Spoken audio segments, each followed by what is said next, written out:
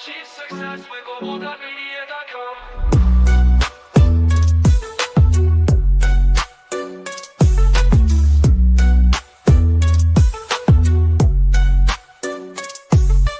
Every step forward is a new beat to your drum. Achieve success with Global.Media.com. Let's celebrate it with or without champagne.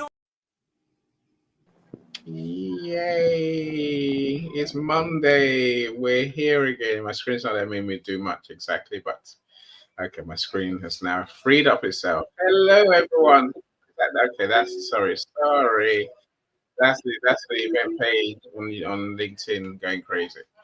Okay, under control again. All right, let's start again. Welcome, everyone. Welcome, Christina. Welcome, Mr. Calm. It's Tuesday. No, it's Monday. We're here again, right? I tell you, it feels like I've been away for a long time, but I haven't really. I've been back for about a week. But I just haven't been back a week yet. But I'm glad we're here. Christina, how are you doing? I'm good. Welcome back, Kenny. Yes, it feels like Welcome back. across the world.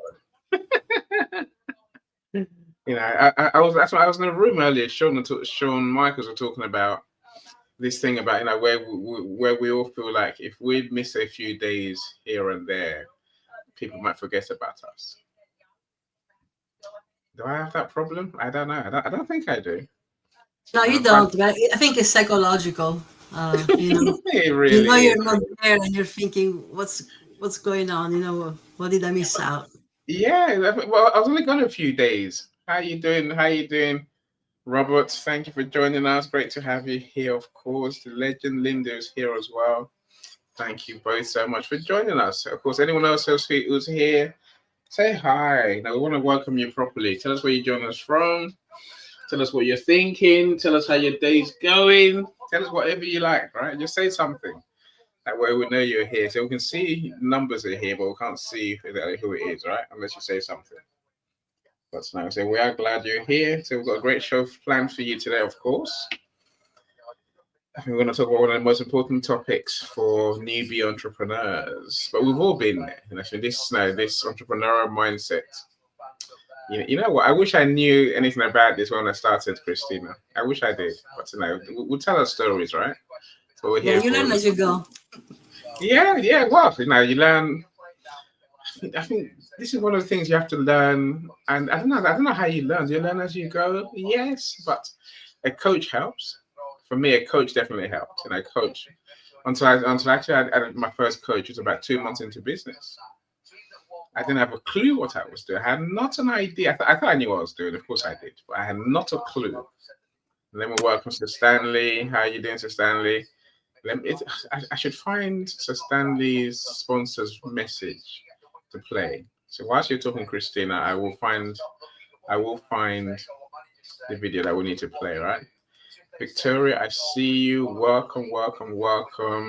So glad to see you indeed. Glad you're back. So it's been a long time.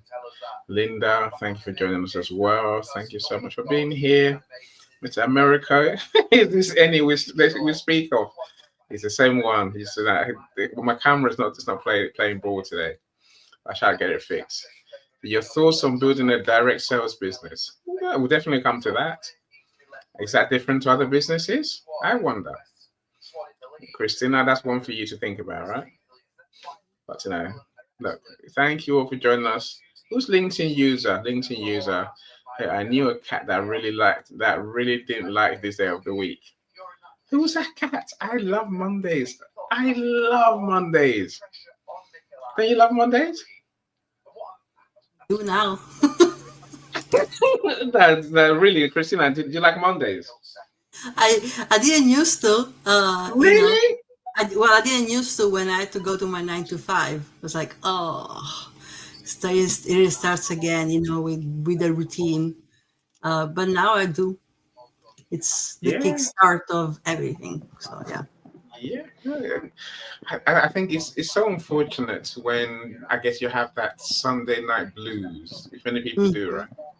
Yeah. But so I love every day of the week. I love Mondays especially. I don't know why I like Mondays. I tell you why I like Mondays. I think there was a time I used to take long weekends. So I used to have Monday off effectively if I wanted to. You know, of course, now I work Mondays, what I'm saying, but it's to me, it's like a free hit. But every day is a free hit for as an entrepreneur.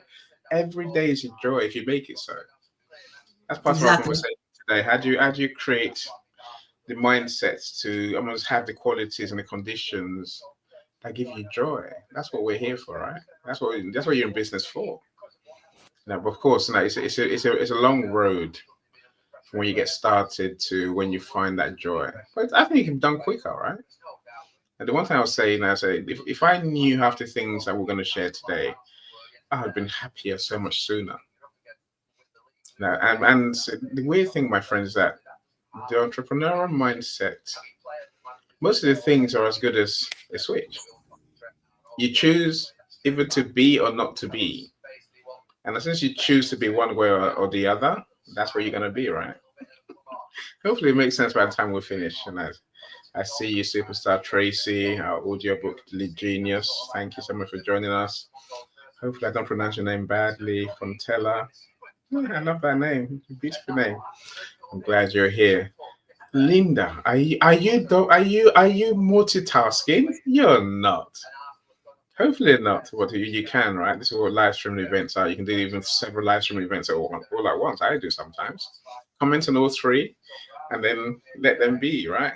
And they're like, Annie, you're here for all. I'm like, yeah, of course I'm here with you. But I'm somewhere else as well. Okay, Christina, your friends are turning up. Is that May? Hopefully that's how you pronounce it. Hello, all, and greetings from Sweden. Saying you're a new one in my circle, so I'm so glad you're here. Thank you so much. Let me stop talking, Chris. Oh, and I can't stop talking. I have to work on my favorite human in the whole world. Yes, that is Lisa's favorite. You know, whether anyone likes it or not.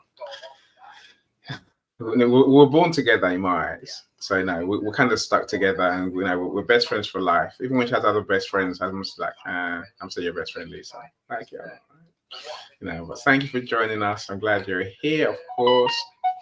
Anyway, let me stop talking. Let my super co-host Christina introduce herself and tell us what she's going to tell us before we start the conversation.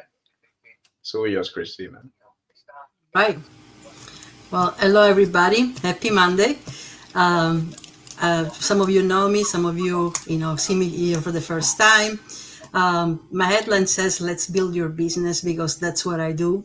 I help people with an idea to figure it out, how to put it together so that it becomes something that is sustainable and can support their livelihood. That's pretty much what I do.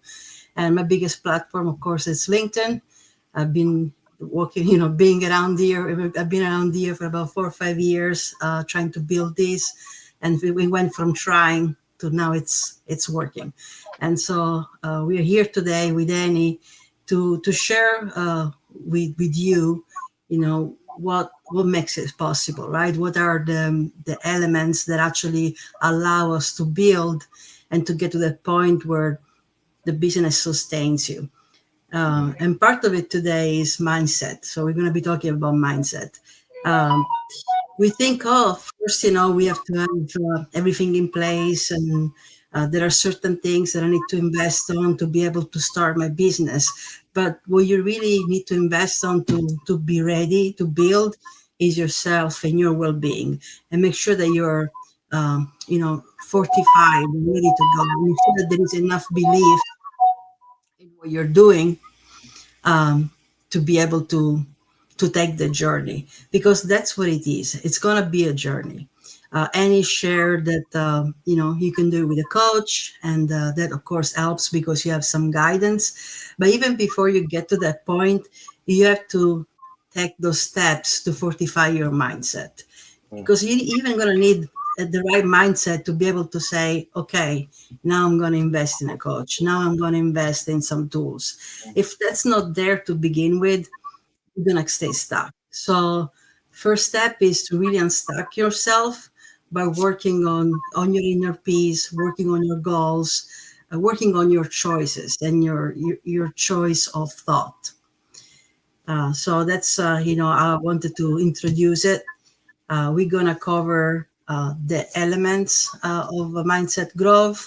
We're going to cover, little tricks on how to overcome challenges. And last but not least, we're going to talk about the stressors. the naysayers. You already are struggling enough with you fortifying your own confidence and your self-doubt.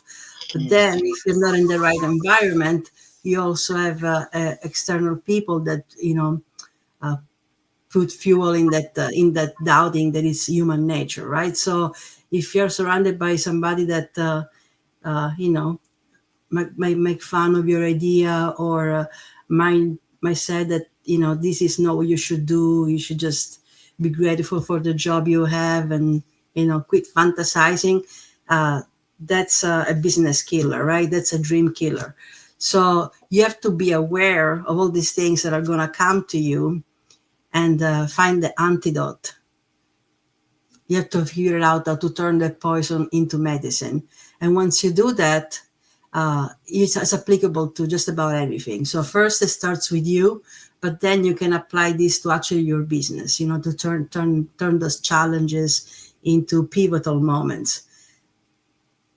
Take something bad or a mistake or a bad experience, and actually you can even end up building a product out of that.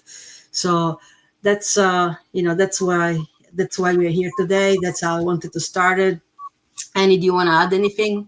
Yeah, there's always a lot to add. I mean, Lisa, stop it, stop it, stop it. I was about to cry. I'm like, I know you. I'm about to laugh, thinking, leave me alone. But no, it's true. How can I not talk about you, Lisa? You flashed up on my screen last second, so I'll do the right thing, Lisa, always. But you know I will, right? Of course I will. No, I think starting your business is the hardest thing you're ever going to do, right? I think for anyone. It sounds easy on paper, Christina. It sounds easy. I've done it several times with many people. I've got friends.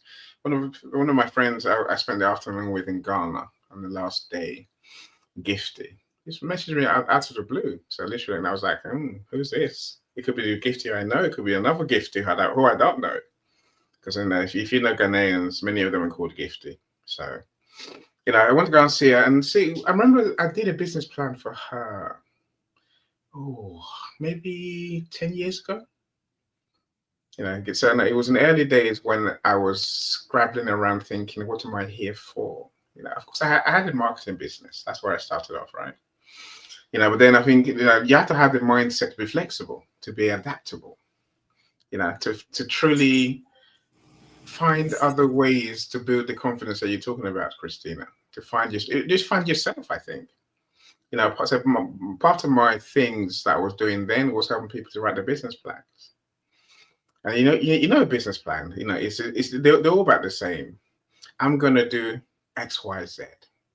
I'm gonna make X, Y, Z amount of money. By the end of year one, I'm gonna be rich. By the end of year two, I'm gonna be retired. I told my wife, by the way, those exact words. She's now 10 years on. She's like, retired? Yeah. I'm like, I'm working towards it. It feels like I'm further away now than I was then, but it's not true. I'm much nearer now, right? But my point is this, I say we'll make all the best laid plans, but sometimes the plan works out. Gifty's plan worked out.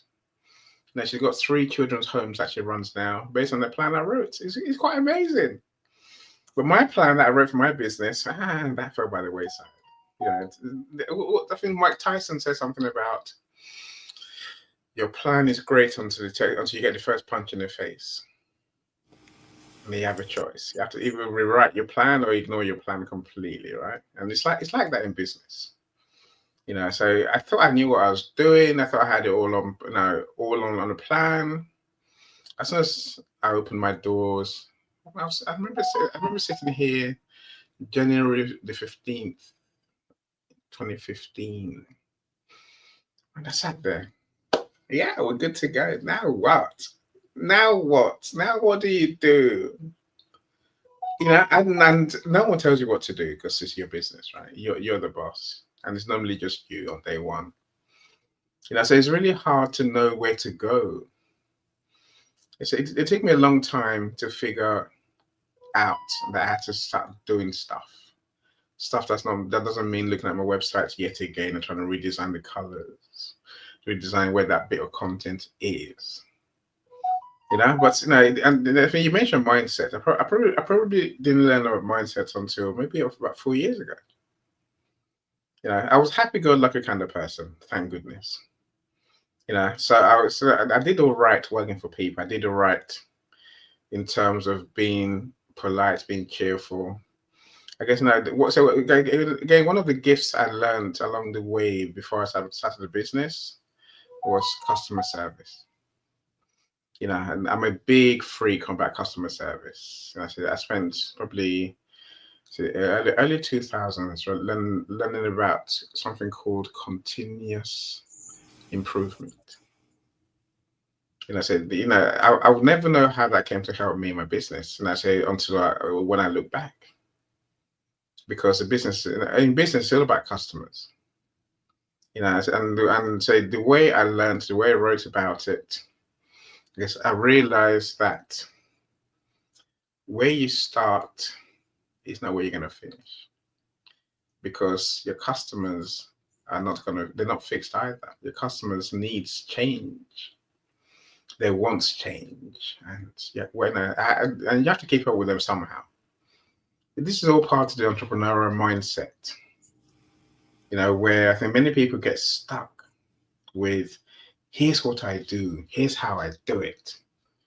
They don't like it, they can go and get stuffed. That's not how it works. It doesn't work like that. If they don't like it, they're not going to give you the money, and then you're in trouble. We go and get stuff, right? So I think we really have to understand how entrepreneurs think to get anywhere near surviving. Again, the reality is that 90% of businesses will sink in the first year. But the second year, probably the same number. Nearly all the businesses that started 2 years ago, they're gone, disappeared. And I said, this all comes down to how we think as entrepreneurs. And if you're going to make that leap from your 9 to 5, mindset is a good place to start thinking. You really have to, once you understand, I think you have half the tools. So I want to say in business, it's 98% mindset, 2% what you know. That's a staggering reality, right? And I think that's what Christian and I are trying to share with you today. What is that mindset? What's involved? What are we thinking about? What are you thinking about? What occupies your mind that could even make you or break you? Damn, there's so many things. We're going to share a few today, but we have got many more of these topics of making the 9 to 5 leap to come. I'm sure we're going to cover many more of the topics linked to today as we go, right? So Christina, talk to us. What was your first entrepreneurial experience like? So that's good you asked me, because I was just thinking, you can have skills and you can build a business even before you get really in tune with your mindset, but then you end up building something in survival mode, right? So you're building a business, because my first business, that's exactly what it was. It was something that I built out of survival mode. I was pretty young, in my 20s, and I lived in Italy, and I had to find a way to support myself while I was at university. And my first business was something that generated money as quickly as I could to be able to support myself. And I did that by buying vintage clothes at this flea market. And, it was right at the beginning of the eBay and the internet. So I really wasn't using that much. The way I sold these items was with the tools that I had at my disposal. So I did the version of art open houses for vintage clothing. I enjoyed them myself, so I was wearing some of those things myself, and it started like that. People were asking me, "Oh, that's interesting. I never seen something like that." And so I began on this. I got myself familiar with what you call these things and what they were, and all the terms from the 60s. And so I would put flyers everywhere that I would have this vintage wardrobe for viewing. And I was doing it in such a way that it looked like an open house. There were like drinks, wines, students, and all these clothes up for displays. But it wasn't. Although now I think of it fondly. That wasn't really my thing. It wasn't really my passion. It was something that was accessible to me. Vintage clothing. I did like some of them, but I did it because I needed to buy this stuff. I needed to put it in my apartment, get everybody in my all my roommates to agree with me to do this because I wasn't living alone, and get people to view this stuff and hopefully buy them for more money that I was buying them for, and that was my first business. Did it last? Was it possible for it to evolve into something more? Yes, and if would have had the right mindset and the real passion for it, probably I would still be doing that. But again, I didn't have the mindset. It was either survival. I wasn't even thinking business and scaling at all. That was not what I was focused on. I was focused that I wanted to build an academic career. That was my thing at the time. So this was just something on the side. I didn't even think, that it was a business. It was just a way to bring money in. And so, of course, as soon as the journey, the part of my life was over, that ended as well. And then, I didn't even realize I built some skills that I will be utilizing today while I was doing that. Immediately, I ended up looking for work, doing jobs that I really did not enjoy. I even worked for a company while in London doing payouts. It was a betting company, and people were playing pokers, and I was monitoring ends and doing payouts. And everybody that knew me thought, "Wow, you have a great job." It was well paid too, but it wasn't my thing. Again, I was on survival mode, so the mindset wasn't there. So that was a job, and that I quit because I wanted to work for myself. So it took me a couple of job experiences to figure it out. Wait a second, what I was doing when I was a little younger was actually the right thing. And so I started another business that lasted a little bit longer because I had the mindset. I was buying and selling antique books and furnitures. Now that's something that I was passionate about because I love books and I love history. So it sustained me for about 6 years, and it was great. The only thing that what happened there was I didn't think this was gonna do for the rest of my life. Again, it was something again born from survival. That the primal need that I had, that I really did not want to do a job that I did not enjoy, and my mindset began gearing towards, let's do something that I might find pleasurable. I might find interesting. But again, it wasn't. Although I still love it and I'm still passionate about the particular, books and antique furniture, it's not something that I see myself doing long term anymore. But I learned some valuable skills doing that. I actually learned what became the bulk of my career and what today is part of what I do. I learned and taught myself e-commerce skills. So now I was actively marketing my products online, communicating with people, talking to people, and finding people that were interested in this particular thing that I was doing. And although it was very focused on exactly what I was doing, those are skills that I took with me later on. So when did the switch happen? The switch happened when I realized that this very important experience that I had early in my life was what built just about everything that I knew how to do. my experience, my skills, and going back to work and actually building my career using those skills and ending up, completing tasks on a daily basis for companies and other people. I realized I did all this by myself. I actually learned every single thing that I'm doing today out of a need that I had, right, or a necessity, or I put myself in the mindset,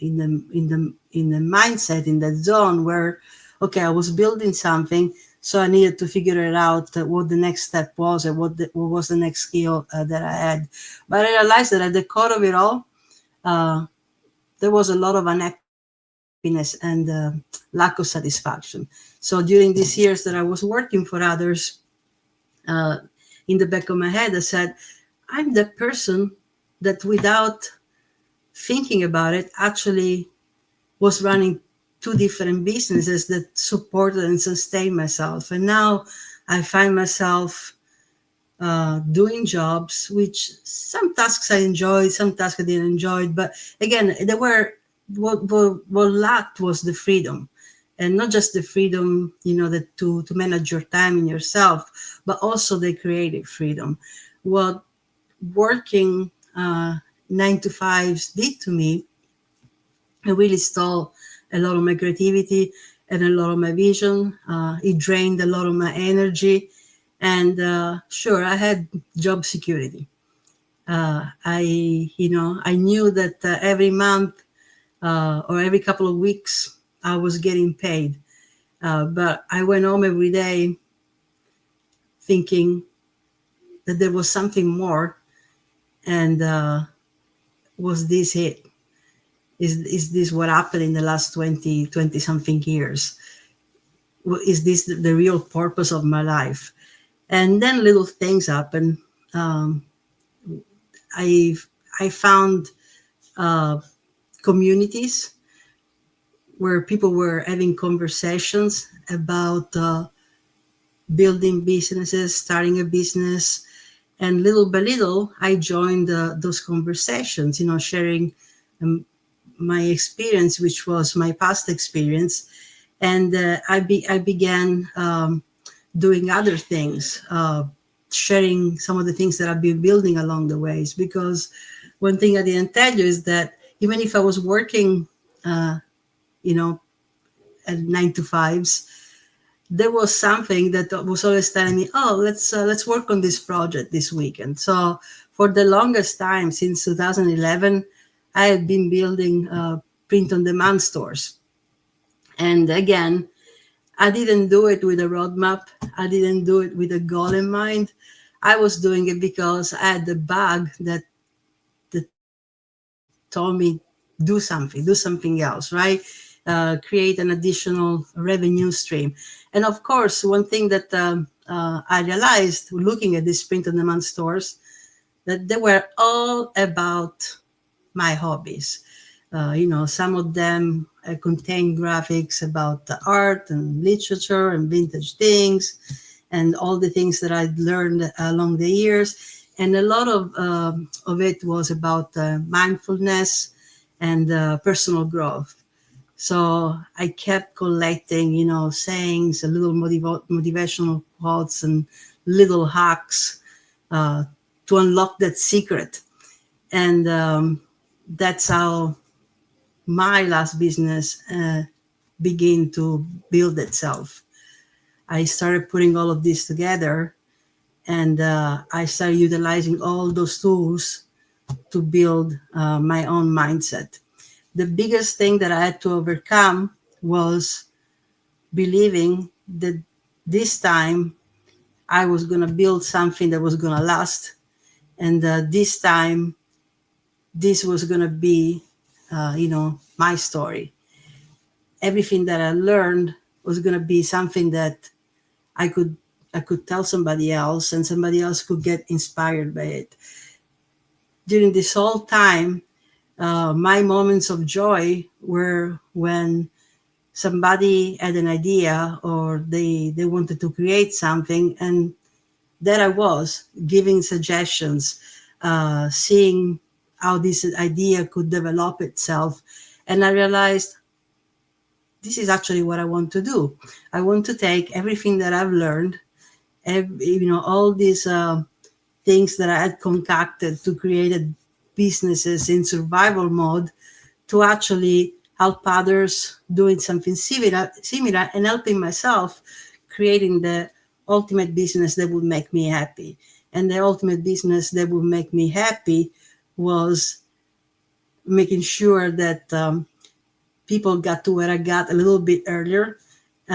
People understood how to look at all of their skills and all of their ideas and dreams and things that was lighting up their lives, and find a way to really put it together and transform it into a product, to transform it into something that could be a viable business, something that connected them, and in that case it connected me also, connected them to others that really needed this. Because any business, it's about creating something that fulfills a need, something that, like Annie was saying, that improves or betters things and improves you and just betters the quality of our life, something that ultimately takes away that stress,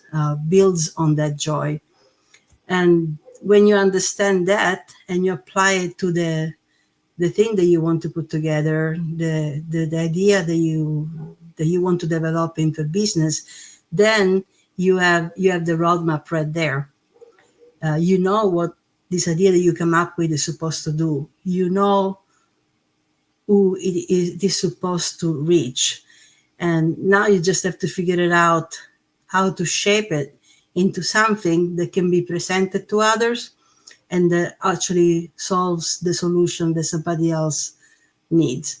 At the core of it all is how much you believe in it, how much you believe in yourself, and the grit and resilience that you have to keep going.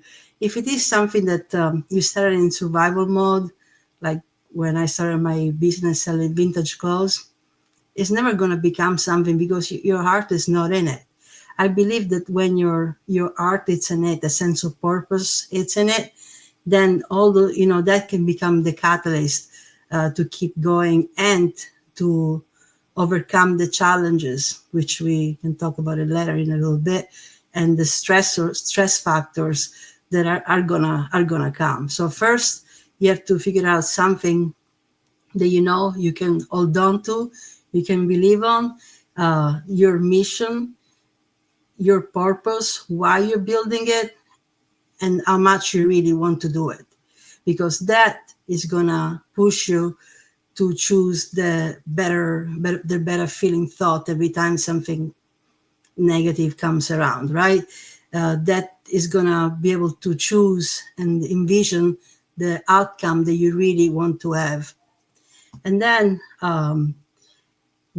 as you're starting and as you're taking those steps, you actually have the answers or the right idea on the steps that you're supposed to be taking to overcome these challenges. Any, you want to add anything? Yeah, I mean, there's a lot that you said. You covered a lot very quickly, right? So let me welcome Alavine. How you doing? Thank you so much for joining us. Good evening from my place. Happy to be here, enjoying this live. So this is our new Escaping the 9 to 5 series that Christine and I are going to be doing for a good few weeks. Many weeks. There's a reason I say that. For those who know me, I'm always trying to write a book, right? So we're writing a book about how to escape the 9 to 5. I mean, there's another book in there as well, right? Being Your Own Boss. I think that's the other book that we're working towards these rooms. So glad you're here. So Prue, how you doing, Prue? Yes, job security, especially unhappy job security. It makes us slaves. Now, our first topic, I'd say my thinking was how to stop being a slave and escape the 9 to 5. But Christina talked me out of it. Take the word slave out. She said, I'm like, do I have to? If I have to. So that's how we got to our topic last time, right? But I agree with you, Prue. I agree with you entirely. We're enslaved by ourselves, really. Gladys, hopefully you're feeling better. I'm glad you're here. Thank you so much for joining us. Of course, Sam and this decent men. Glad you're here. Holistic Wellness Service. Thank you so much for being here as well. And of course, Mr. Sean. You're a busy man, Sean. So I was on Sean's live a couple of hours ago. So the man doesn't rest, right? Thank you for joining us. He loves this concept of 2 chairs. Sit in one chair, talk to yourself. Sit in the other chair, talk to yourself. It comes in handy as an entrepreneur. You have to think in so many different hats. As you say, Christina, we have to do many different hats. And whereas our priorities are so different, they are always changing, right? And somehow I think we have to find the alignment. You mentioned working with joy. You mentioned working beyond survival. You don't only just think in survival mode. I think a lot of that is just being aligned. Being aligned with who you are, what drives you, what excites you, what helps people. There's so many different things we have to think about to bring it all together for us. So we kind of end up doing a lot of work and then realizing this is not it. This is not what I dreamt of. This is not the vision I had, right? Let's answer Linda's question. We lost Calm. Hopefully we'll come back. So let's answer Linda's question. Did the newish social media tools available for consumers impact your business design much? The new social media tools. I guess so. Yeah. Well, For me personally, I think so the first thing, of course, and again, it's a conundrum. It's a conundrum being something that there's no perfect answer, right? In business, as Christina said, you must make money. No money, no business. That's as simple as that, right? Business is cash flow. If you have no cash flowing, you are bankrupt. You are done. So I think for me, social media was always an advertising medium, a chance to reach more people. But don't forget, when I started my business though in 2015, social media was maybe in its infantry. They told us post often, post a lot. If you post, people will see it, and then they'll rush to you to buy from you. It's a lie. It's a lie. It's always been a lie, right? It was never going to work because I think I realized it was a lie when I started working online, say in 2000. The internet was small in 2000, tiny. By the time I got to 2010, we were talking billions online, billions of websites, billions on social media. Then you realized they can't be fair to everyone. My chance of being seen is very little on social media. So Linda, then we have to find different tools. So this is probably my 3rd version of social media. This is the first version 1 was just posting.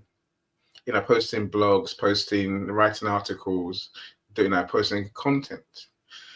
Version 2 was what I call search and connect, where I found that LinkedIn is not just a social media platform. LinkedIn had something that no one else had in my eyes. And I built a business on LinkedIn pretty much, since 2017. So search and connect is simply, people used to come to me and say, Annie, I want to find these people, accountants in London who work in manufacturing or in clothes. You mean that job title, industry, location is what I needed, right? Give me those 3 things. I'll find them on LinkedIn for you, and I will connect you with them. Again, so my marketing business was not how I thought it was going to go, Christina. Nowhere near it, right? People don't want to pay you for social media. They need it. Of course they do. People don't want to pay you for the website. They need it, but and then you begin to realize, as you said earlier, what do people really need? Now, what we think they want and what they need is two different things. Mhm. Unless they're willing to pay you for what you offer, you haven't really got a business. So, so that's why I guess I diversified once I realized LinkedIn was a database of real people. So by connecting my clients with their target audience in huge numbers, I dare say, right? I could fashion a conversation between a client and potential customer. If I could get a client 5 phone calls a month, and they could close 1 or 2 of those deals, they were happy as gold. Then they paid me quite happily. Before that, my business used to basically be to do marketing for someone, do social media for a client. You do what you do. 3 months, every month you could sit down and you say, let's look at the numbers. And like, okay, engagement is more. Our likes are more. Our followers are more. How much have we really sold this month, Eddie? I'm like, I don't know. You tell me. You're the client. You got the numbers. And they're like, none. I'm like, damn, right? It was soul destroying. So you can run a business that essentially is not working, but you have to start somewhere. So when I found LinkedIn, I suddenly found the most stable base. Was that what I came to marketing to do? I guess so. Was it fun? No, Christina, it wasn't fun. 1,200 connection requests per client a month was a lot of connection requests. Each of those connection requests, when someone accepts and connects, I'll have to send a DM to say, thank you for accepting our connection request. Here's what we do. Do you care? Right. So literally, if you wonder why I do what I do today on events, it's DMs, DMs, DMs, DMs. That's where I learned it from. I learned how to do DMs at speed. LinkedIn used to kind of message me half the day and say, you're using tools. We're going to block you. I'm like, no, I'm just doing it very quick. Get over yourself. So, I said, literally, you find a way, right? Today, Linda, social media is about events like this. It's about being seen, being heard. If people see you, they can decide almost instantly, do I like you or don't I like you? So that's why I would say social media today is necessary. Of course it is. But again, Christine, I'd love to know your thoughts. And social media tools. What do those words mean to you? Community. That's what it means to me. So I'm one of those people that resisted social media almost as an act of as a rebellion. The moment everybody was into Facebook in 2007, 2008, I just hated it. I think my Facebook account, I opened it a couple of years ago and I'm not really using it. I plan to, but not yet. I have to figure it out how I fit into that. But here on LinkedIn, I found community. When I first joined LinkedIn, like everybody else, it's a new platform to tell your story about what your experience is, and you can apply for jobs, etc., etc. And as a matter of fact, I found a couple of jobs that the last 2 jobs that I had during my career, I found them here. But I realized that it was a lot more that you can actually, if you're on LinkedIn, you have to be willing to have good conversations with strangers. And I was at a point in my life where I wanted to begin to express all of myself, and this platform was different. People were having conversations. People were listening to audio rooms, and some of the events were really intriguing with topics, and you could participate freely. So I embraced it, and I met real friends and real connections here on LinkedIn. And I also built what I define as my mastermind. I have people here that I don't necessarily do business with, but I know I can talk to them or collaborate in other in other ways. And in those moments where I need a mindset reset or make sure that my mindset is going in the right directions, I know that by connecting with those people and being part of the community, that fortifies for myself. Now, I've done business using social media, business without using social media. But even if, in 2006, 2007, when I was selling items online, pretty much using eBay, uh, I found that the one way that my business ended up scaling a little bit was by communicating with others. So at the time, I wasn't using LinkedIn or Facebook to do that. I was actually using what today we call DMs. If somebody was doing business with me, I would start a conversation. And it was kind of easy because we were talking about something they purchased that was pretty unique and they enjoyed, and something that I had sourced and now was providing. And that ended up actually bringing me a lot of business because I ended up selling books, to do props for theaters out of that. But yes, social media is community. Social media is finding the common denominator you have with somebody and connecting. It is about data. It is about really finding out and being able to test if your idea that you have for the business that you want to build is viable. You can create a prototype and post about it and start having conversations about maybe a future book that you want to write, or a future series of events that you want to have, or um, courses that you want to build, or a newsletter that you want to put together. And you don't have to do the whole thing. You can have teasers. You can put out there bits and pieces to see how those conversations, those topics, and those things that you want to build into a product resonate with others. You can find people that are already doing it and follow them and see what they're doing and have conversations with them. And that might become your biggest future collaborations. And that happened to me. I looked at who was here, who was doing events, and now I collaborate with a lot of these people. So social media, yes, definitely impacts my business today. It's here basically, and when it comes to reach, how are you going to connect with the people that actually want to do business with you?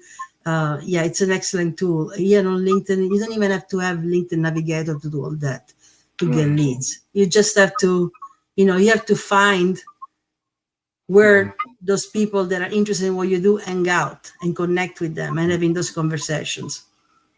Yeah, no, for sure. I totally agree with you. I think, maybe that's our first lesson, our first main point today, my friends. Your primary job as an entrepreneur is to build communities.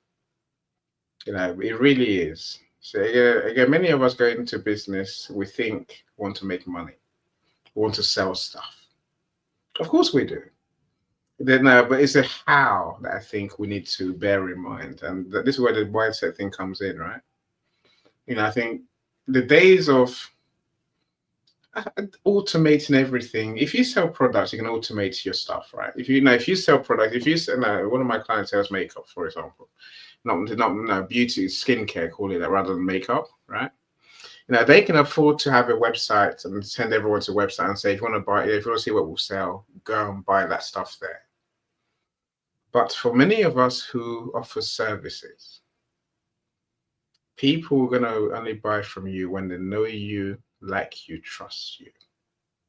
You have to give them that space, and that space is through communities. It's through the groups that we're part of, groups that we build, right? People who, So how many of you? I'm looking at many people here now. And most of you who are here, I can say are my friends. Gladys, Prue, so Gifty, Aluvine. So that just was on my screen. I'm saying our main task as entrepreneurs is to make friends. That's what the community is. People that you know and they know you. If we make that our primary goal, I think we're halfway towards succeeding. So the people that you know will come back and buy from you when they need you. Here's a link, go to my website. Thing doesn't work. It doesn't work anymore especially when no one's going to give you $5,000 for your service, $10,000 for your coaching business if all you're saying to them is go to my website and buy.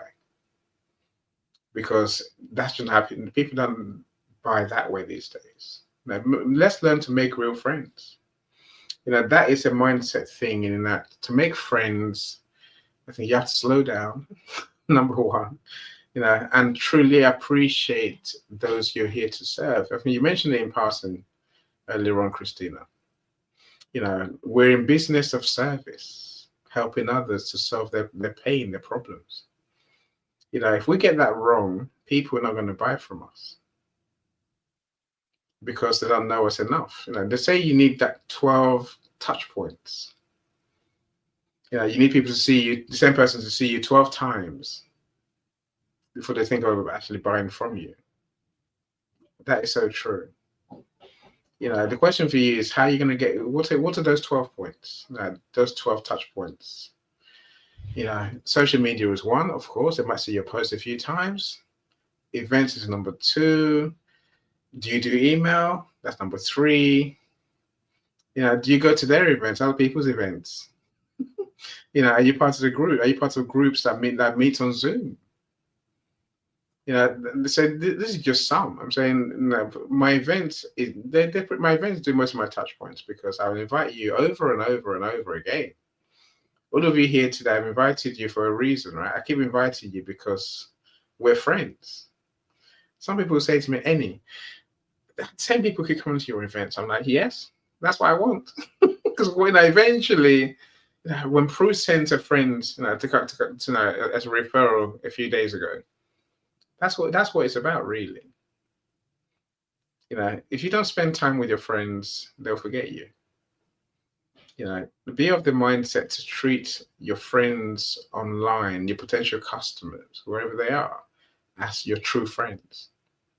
It will pay off. I might say to you, everyone seems to think, Christina, that we need new customers. We don't. Maybe this is point number 2, right? Loyalty is everything. Repeat customers is what builds a business. Take it from me. Honestly, whoever you are, Tesco, Walmart, they don't rely on new customers every day. All they want is the same people coming back again and again and again. When you want to do your weekly shop, you know where to go, right? Just turn up.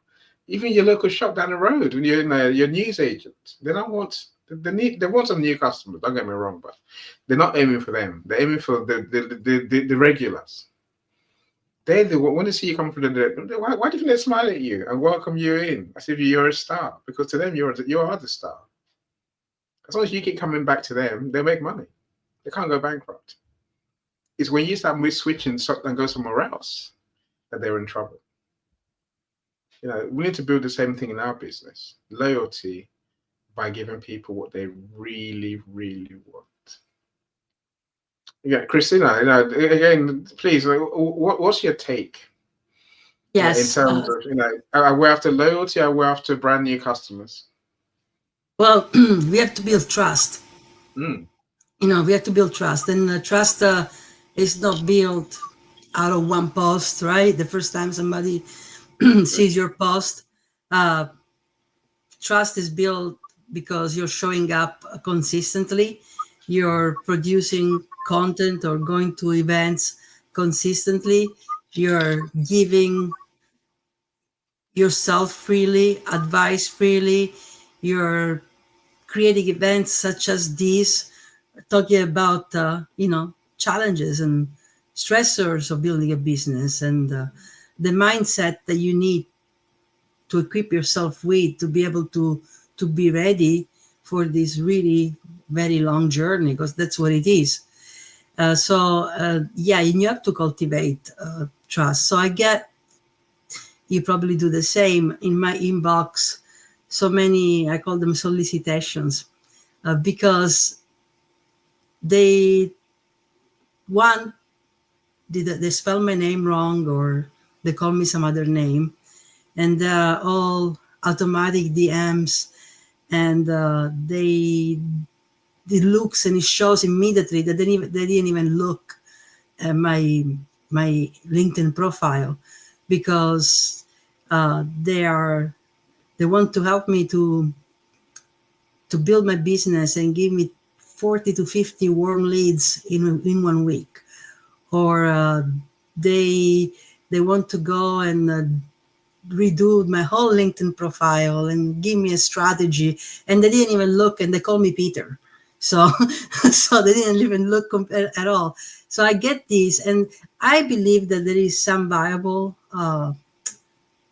businesses there that actually do this honestly, really by looking in your profile and assisting you and finding you those leads that are in sync and aligned with what you're trying to build, that at some point you're gonna need to enlist some help so that you can do the job and the service that you want to do. I believe in that, but I also believe that especially at the initial stages, and when I say initial, I mean a few years at least, right, of you building your business, you have to be the one to reach out. You have to be the one to put the personal touch. You have to understand how to build your own community and to find what people are calling warm leads or lead generation. Yes, of course, as you grow, you're going to list and look for these services. But if you don't learn the ABC first about to do it yourself, how it is that you connect and how it is that you look for those alignment factors, if you don't learn to do that yourself, you lose your personal brand. You lose the understanding of your personal brand, and you miss out on the most important thing, those initial conversations that actually help you shape your brand. Because Annie said that it's feedback. Your customers will tell you what they need, and it might be that what you're offering is not exactly what they need, or you haven't packaged it in a way that it is clear that it also includes what they're looking for. So these people that you're gonna be having conversation with, the people that follow you, that look at your post, that read your newsletter, that respond to your DMs or send you DMs, they're actually giving you valuable insight to help you shape those products, those services that you can offer somebody else. So they're building your business with you. You have the idea, you know what your purpose is, and what you're looking to achieve. But then it's going to change over time, and it gets fine-tuned by the feedback, by listening to others, by understanding what, I don't like the word pain points because it implies a lot of pain, but what are the things and the solutions that people are looking for to be able for them to fulfill and build their own business? Any you want to add? I think I lost Annie. So you haven't lost me. No, you haven't lost me. It's me. I was trying to press a button. My wife told me to talk. So I'm talking now. So sorry about that. No, look, and I told you, I agree with you. I think there's nothing wrong with pain points. I think, yeah, but this is about thinking of your customers primarily, right? So rather than chasing the money, I think we need to chase what we can do for people. That's what service business really is. If you're not that way inclined, you're in trouble. I can't say no. There's no other way I can say it. That's just the truth, right? No, we have to truly. I think we have to love our customers. Because it takes think what it takes for you to spend money with someone. I'm saying it takes a lot. It takes a hell of a lot, right? What Christina said. No, like, and trust for sure. Gladys, I agree with you. Make a friend. People buy from people they know, like, and trust. We don't use those words because we're bored. We use those words because actually they mean something, right? KLT. Which takes me to the point, Christina, that initially as an entrepreneur, as a business owner, I think people are buying you. It takes getting used to. People are only buying either because of you or they're not buying because of you. Take your pick, right? So you're gonna have to build that relationship where they know you care about them. This sounds easy, but I think, like you said, Christina, it takes years. This can be a years-long endeavor before you even begin to feel like you actually have a business. So I remember telling my wife this 2-year thing, then we'll be on the beach retired, because I thought I was right. I thought everyone needs digital marketing. And they'll be foolish not to have it at the price I'm offering it. We'll come to the price thing next, Christina, right? I think getting your price right is one of the biggest things in business that we all get wrong. And get that wrong, you're screwed. You're digging your own hole, literally, right? But that's saying I thought it was going to be 2 years in, I'll be rich. That's what my business plan said. Like I said to you, business plan is outdated as soon as you publish it. It's done, right? It's old. You better start running and flying on your feet and learning as you go and adapting very quickly, right? So then it dawned on me, this is probably a 25-year mission. If I can get to where I want to be after 25 years, I'll take it. But the problem I see, Christina, is that the longer you're in business, the more we become complacent. Especially when we begin to grow. See, growth is a good thing and a bad. It's an awful thing, really, right? Because everything I've just said, the fact that your customers are in love with you, when you start growing, you have staff, your customers are like, who's this funny kid? I don't want to deal with that person. I want to deal with the superstar, the business owner, my friend. And then you're like, no, deal with my staff. They're like, no, I refuse. And then you're in trouble. Somehow you have to pass on this entrepreneurial spirit, this entrepreneurial way of being to your staff. You hear many business people today literally cry, that we can't get the staff we need. There's no one like me. There isn't. So how do we train people to be like us?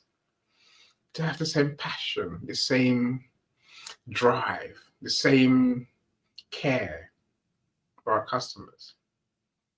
So like I said, growth brings its own different problems. And you have to prepare for this.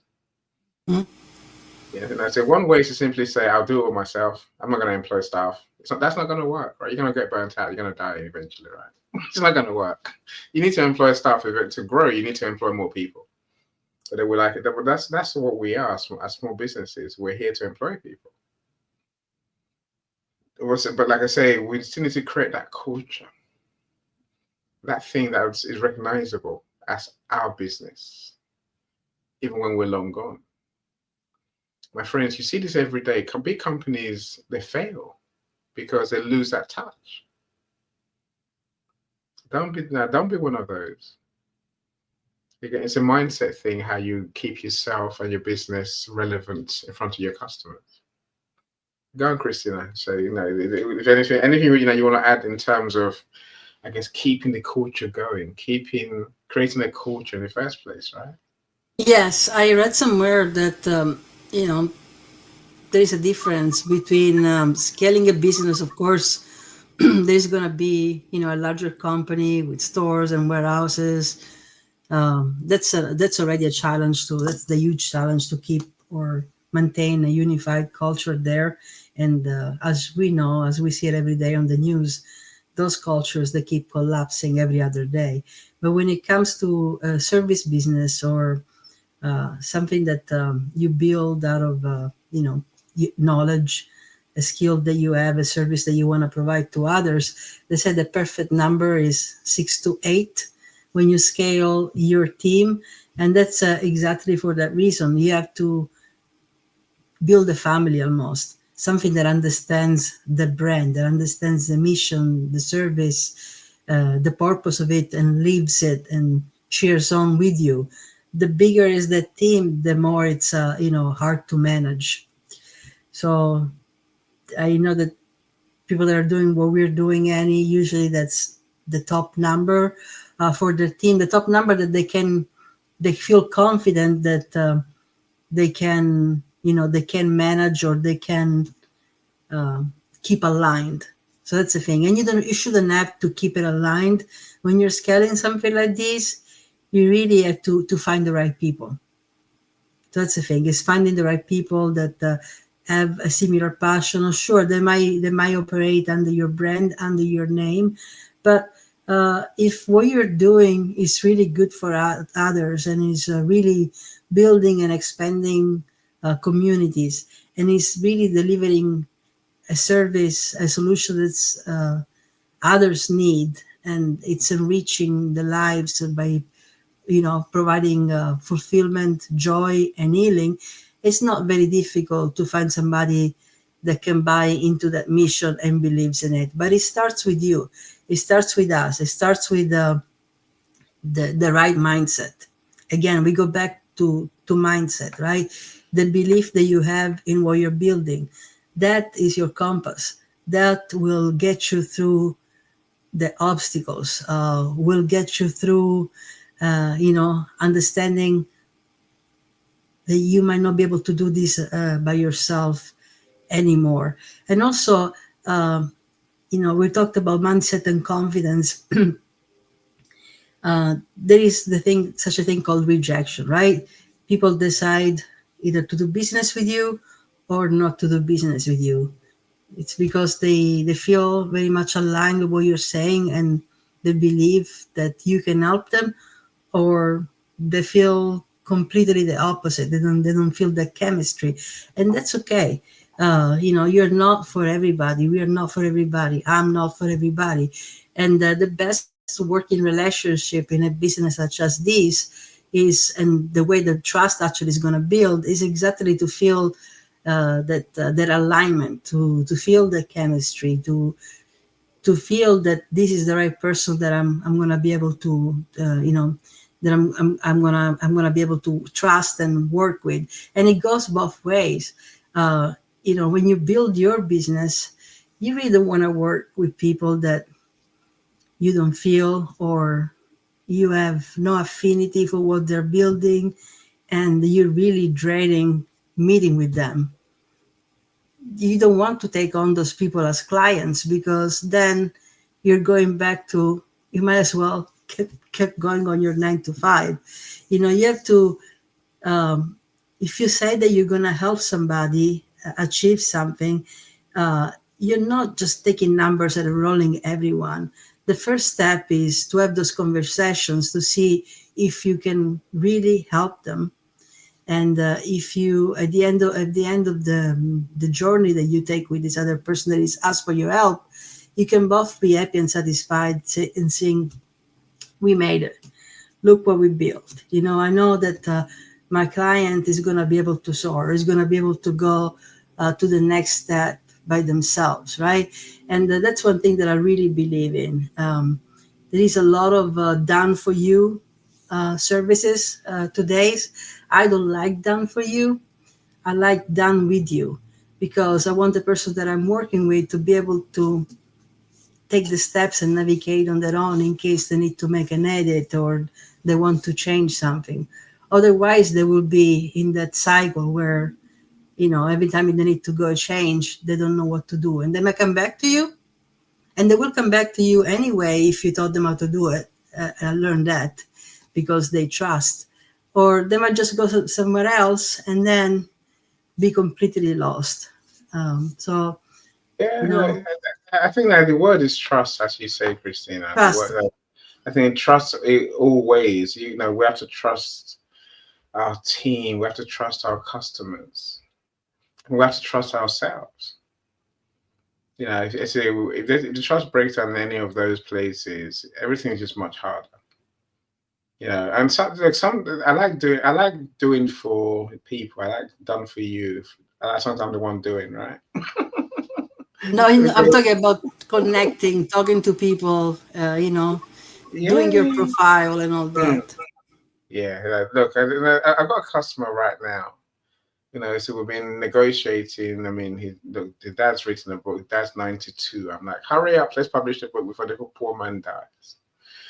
And I spoke to him yesterday, and he's like, I'm going to do it myself. I'm like, have you ever done a book before? No, but I work out how to do it. I'm thinking, whatever, whatever. I'm not gonna cry. I'm not gonna get upset. I'm not gonna get I feel any way at all, right? It's up to you. If you want to learn on the job, you feel free. I guess, but this brings me back to our conversation in the sense that we want to be able to we want to offer something that is different. As an entrepreneur, don't jump into business. Do you jump into a business because you like doing something? Or do you jump into a business because you have mastery? That's why I call it, right? You have a skill that people need. It's one to really think about. There's a lot of people who just jump into something because they can make money from it, because they see others doing it. Virtual admin is, for example, content writing is another one. People just jump into it. They think, oh well, they're doing it. I can do it as well. But I think we have to be very, very careful what we choose to go with. This is a bigger question than people might realize. A friend told me the other day, if you choose to do what you enjoy, you're going to destroy your love for that thing. Because the hard days will come, the customers will come, and then you're going to be like, I don't enjoy this anymore. Which is likely. It's likely. I laugh because it's irony, right? Do you really want to do what you enjoy and then ruin your fun? Or do you want to do what you're good at and then fall in love with it afterwards? This is the entrepreneur's dilemma. I say, look, create something that people need. Push to be different to others. You hear me talk a lot about blue ocean and red ocean strategies. The blue ocean strategy is a different way of doing the same thing, but which makes it look new. To give you an example, the circuses and animals jump and do tricks in circus, right? People jump through hoops and all that crazy stuff. You see, the world's biggest circus company, Cirque du Soleil, I talk about them every so often. If you look at them now, they're not really a circus company anymore. They have no animals doing those funny things. They're mostly digital. It's a show with a restaurant. Entertainment evening is what they call it. So you're not just going out to a circus anymore. You're not going to have a horse trample in front of you. But they've created a circus experience that's more like a theater experience. See, that's a blue ocean strategy. Something that others are not doing. I'm saying, what can you do in your niche that's going to turn the industry on its head? You say, many entrepreneurs think, I don't need to have a big solution. I'll just do something. They'll buy it. They won't, number one. But the sooner we start thinking big, better, the more chance we have of making money as entrepreneurs, because we actually solve problems in a unique way. It's a question for you, my friends. I'd love to know your thoughts. What's your big idea? I do a room every other Tuesday, the What If room, where it's all about creating a bold idea. Don't just start a business for the sake of it. Start a business that people really need. So let me welcome Jay, our storytelling genius, and then say his comments. So building a business is like building a house. You must build a strong foundation to allow the business to stand strong. So true, Jay. So true. Again, I think your sense of purpose feeds into that, right? Christina, what's your take? Do you do what you love, or do you do what you know?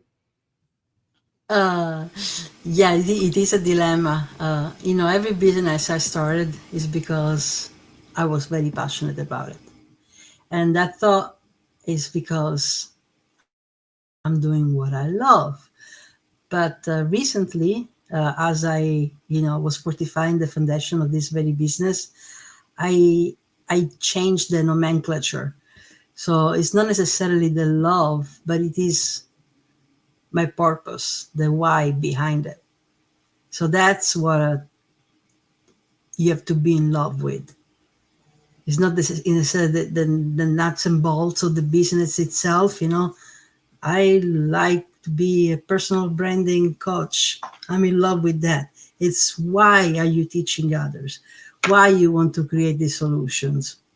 So that's what you have to have a strong passion for, because you might get bored with it. At least that was my experience. I was very successful as a book dealer, and I was not bored with it, but I still love antique books, but I don't see the future. I didn't see the future. I didn't see a strong enough why, that helped me build the thing that I was craving a lot, that I didn't realize until later on in life, which was this sense of community, this way of expressing. To me, niche is not necessarily just an area of expertise that carving on the wall, right, where you fit. To me, niche is also something that connects. It's not just my niche, the niche I'm operating in. It's also those connector points. Who else needs what you do? Who else believes in this why that you're chasing or you're building, or that keeps you going? Who is it gonna connect you with? So there is the niche your business falls into, and the niche that these people you're gonna connect you with are, hanging out in. They're following. They're mining and browsing for content in that particular niche. They're searching for something. So somebody is searching for those niches already, and you have all the tentacles, the connection points that are going to extend and reach these people. That's really my why. That's really why I do this. After many years of running e-commerce operations, my joy was when somebody learned something that they could use outside of work.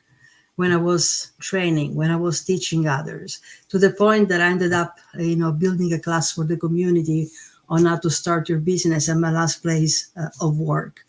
And I did that years before I ended up doing this for a living. And that was, my why nagging at me, telling me to do something. And I didn't know what this something was until my niche, what I was good at, connected with these people that showed up for those classes, and they couldn't get enough of it. They needed the support. They needed those conversations. And then out of that, I decided, okay, I'm going to take what I just built out of a strong why and a strong passion, and I'm going to take it to social media, and I'm going to connect with more people. So that's what why and niche and what falling in love with what you do and why you're doing it and who you're doing it for means to me. Those are all important points. You have to fall in love with what you do eventually. If you don't fall in love with it, it's going to be very hard. So no, and finding a niche, finding a group of people, an identifiable group of people that you help. Again, that's necessary. So I hate many people say these days, "Oh, but I help everyone." You don't. Take it from me, you don't. You don't. You might think you do, right?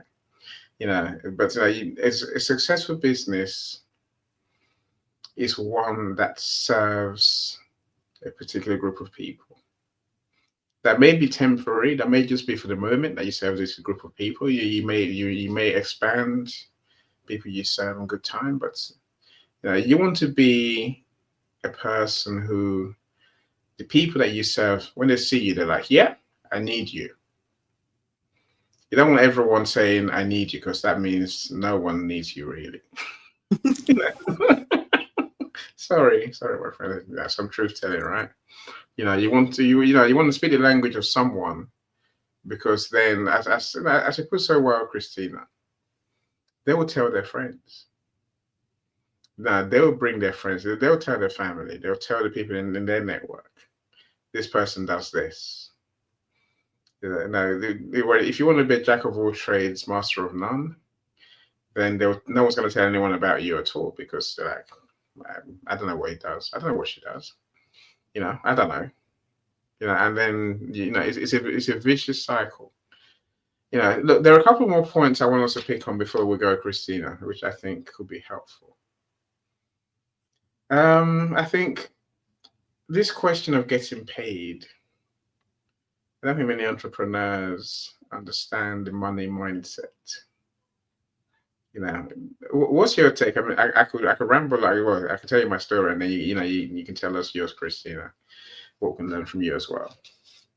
Look, my friends, when you start a business, it's hard to make money. It's hard to get paid. You're not gonna, unless you do something miraculous, you're not gonna earn the money you're earning in a job. Face facts, right? I guess, like I said earlier, getting people to part with their money to you is, it's a miracle, literally, because everyone's already getting what they need from someone else. And you're saying to them, stop paying your friend over there. Stop paying the person you trust, person person who might be serving you or not serving you, right? Stop paying that person and come to me instead. Bring your money. I'll take it off you. If you can get some people to do that, then you're winning. I'm saying appreciate every penny, every customer that gives you their trust and dips a hand in the wallet. Now, I say love them more than you can imagine, genuinely, because that's just hard work, right? And unless you get enough people to do that, we don't pay ourselves. Entrepreneurs don't pay themselves. So for the first 10 years in business, I can tell you, I've been in business for 16 years now. For the first 10 years, I hardly paid myself. I had to pay for my office, I had to pay for my services, I had to pay for my staff. That's why I got rid of my staff in the end, because I'm thinking, I'm paying all of you, and I'm still working as hard as all of you. So no, I refuse. I must get paid. But it's a real conundrum again. Do I pay me, or do I pay them to do? And then eventually we'll grow to a stage where if they bring in enough money, I can get paid too. Let me tell you, that is a pipe dream. Queen Leah Garcia will tell you and I, Christina, pay yourself first. Pay yourself first. Pay yourself first. She keeps saying it, and because she's damn right. There's nothing harder than running a business, working every day that God sends, long hours, painful hours, the challenges, the struggles, and you're going home with that money. You pay your bills, like I said, you pay your staff, you pay the tax, you pay all these people apart from you. You must pay, but you must learn to pay yourself first. Again, so for a long time, I thought that is just words. Because I really thought, how can I pay all these things and not pay these people? And so what I learned eventually, which is what Queen Leah tells you every day, is simply that if you don't pay yourself, there's no love in what you're doing. it's all You lose paid. the motivation. Right, you really do. And rightly so, right? We have to find a way to pay ourselves, my friends. Go on, Christina. I wonder, what's your take? Yes. So, first of all, we get into this because we want to be able to create something that sustains ourselves. And both you and I are in the business of also helping others, creating something that gives them authority and sustain themselves. So you do have to have a little strategy behind it, especially if you're going to this out of literally a run or an escape from your 9 to 5, right? Because what your 9 to 5 does to you until it doesn't is that it provides a steady stream of income.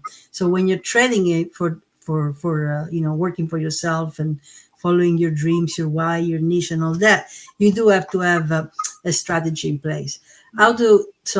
Yes, you're here to earn a living. It's not gross. Making money is not gross, right?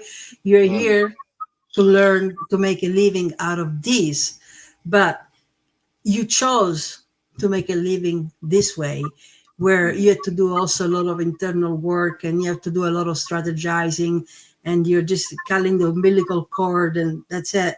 You're now on your own and working for yourself. You made this choice by leaving your 9 to 5.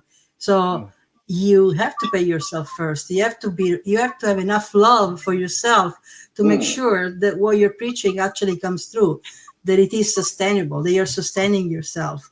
Now, what you offer that is different, right? What you may offer that is different, way are people, what you're trying at least to promote yourself as, is why should people do business with me and not business with somebody else, right? So you have to be able to differentiate yourself.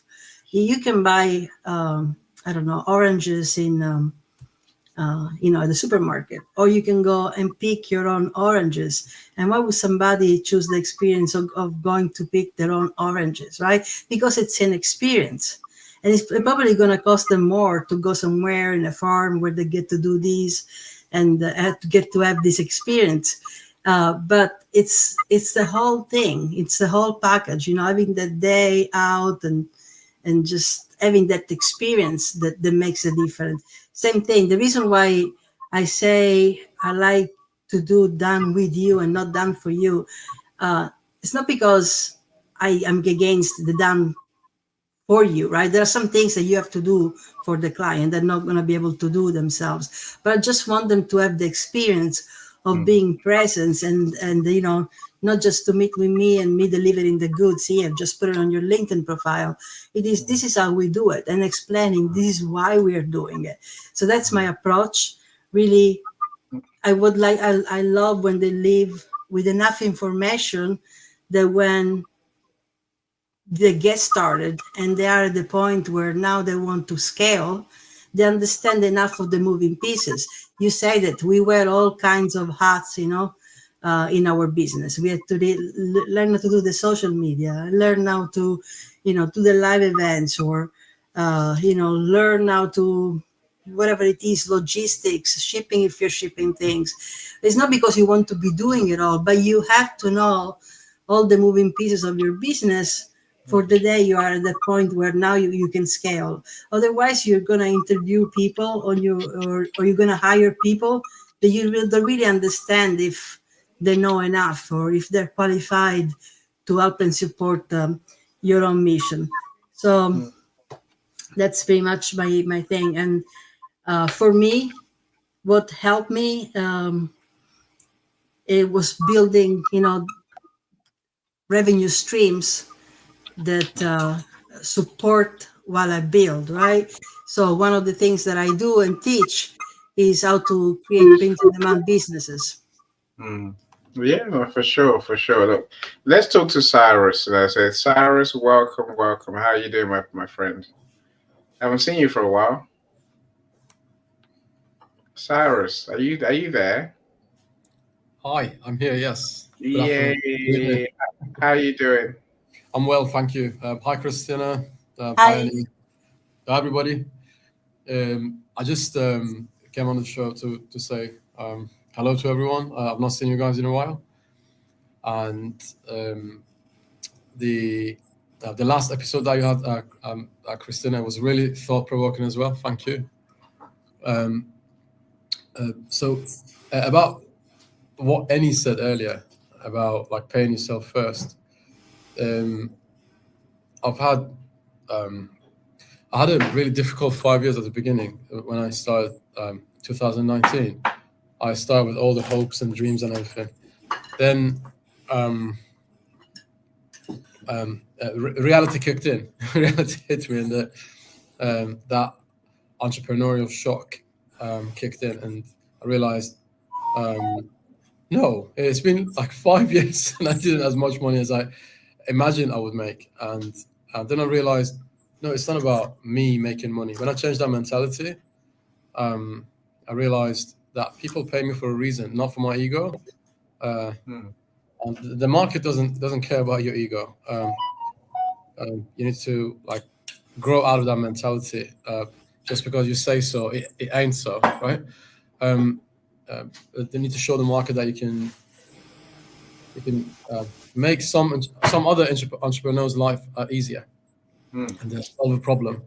People pay you for the problems you're solving, not for how good you look and how fantastic your career has been. And when you say my career has been fantastic, everyone's going to be like, well done, that's fantastic. But they're not going to make a purchase. They're going to place a purchase with you. They purchase solutions. Are you a solution? Do you offer a solution? If the answer to both is right, bring it on. You're gonna make lots of profit in this market, and the market is massive as long as you solve a problem. Well said.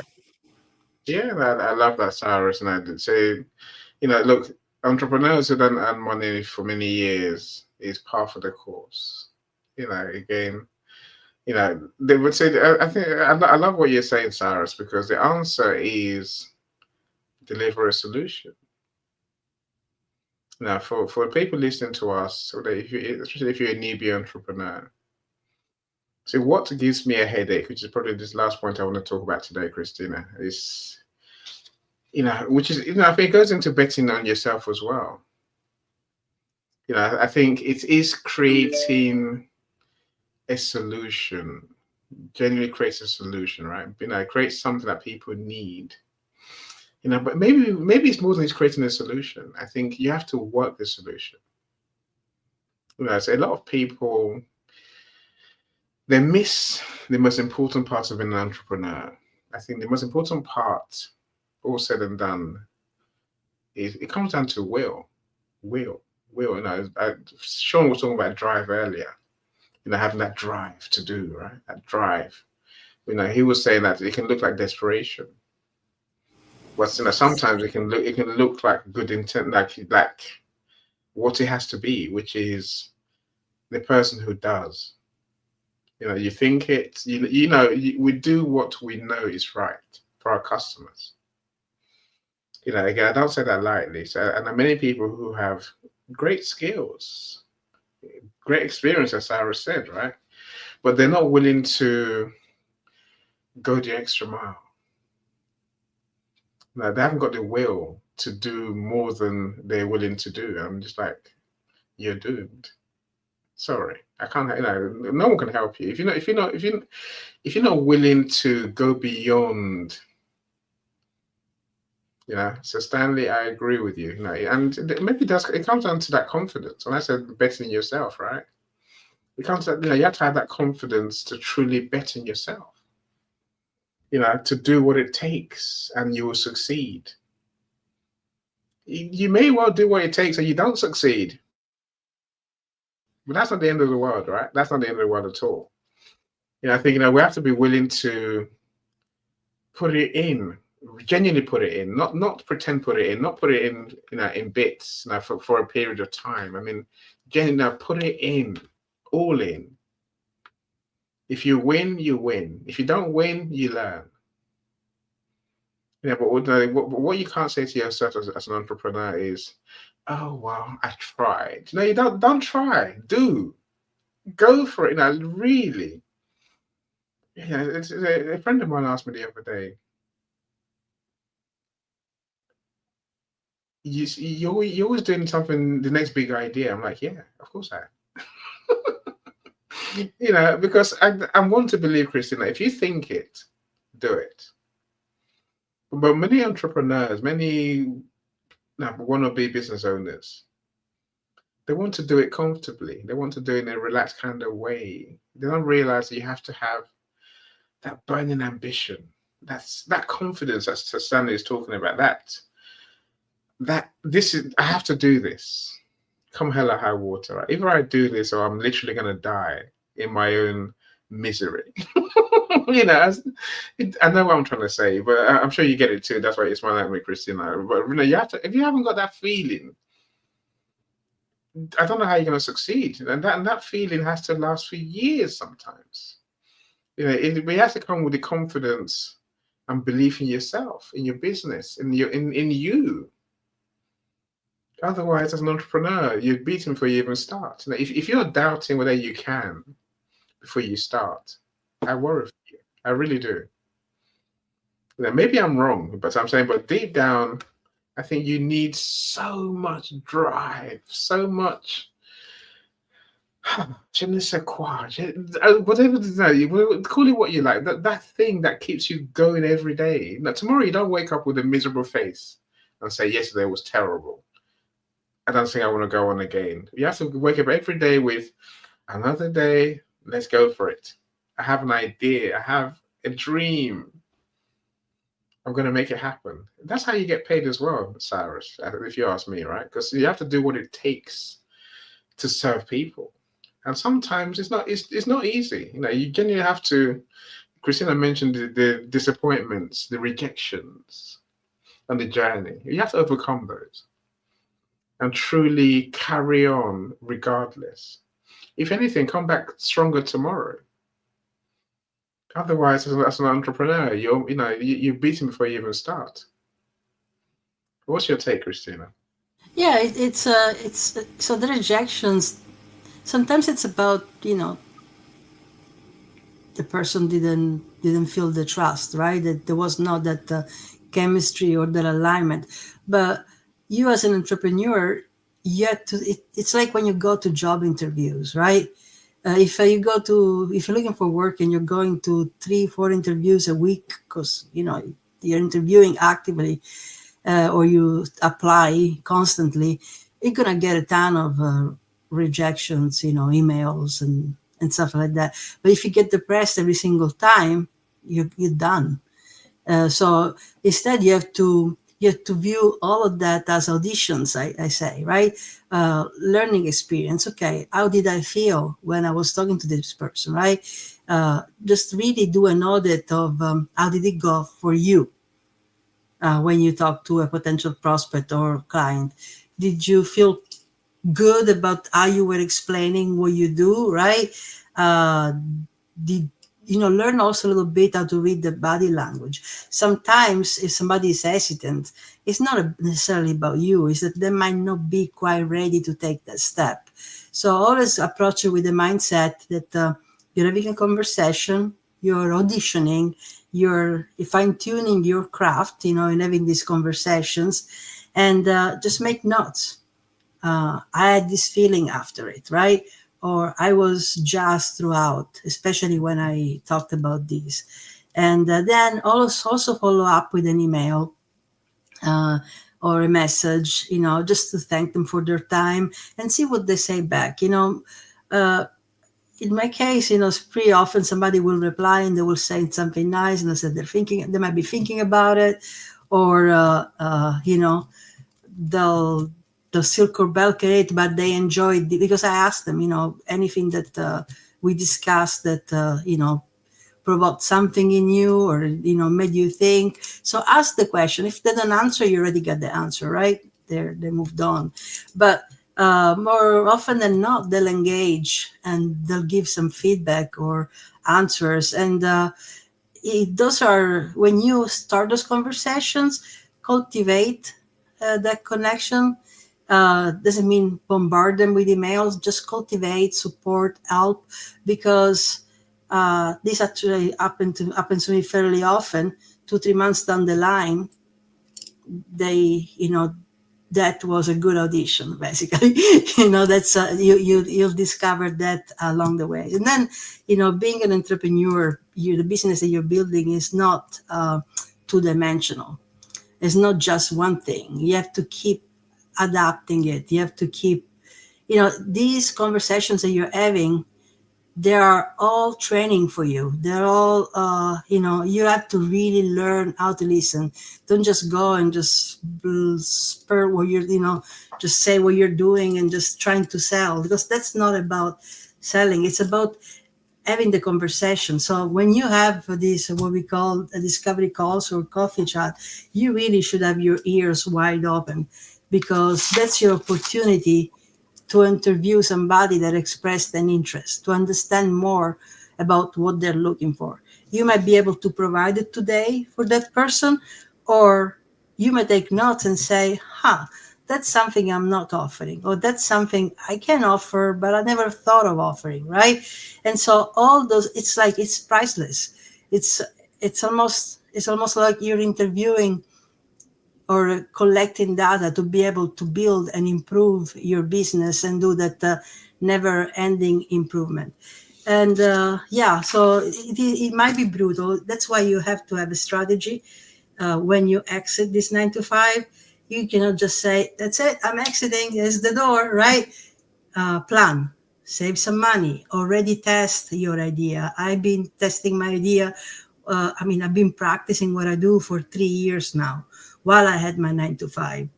So, what changed is that my availability changed. I was available to work pretty much on weekends. That's it. And then I was doing my work in the evening, in the morning, while I was commuting, etc., etc.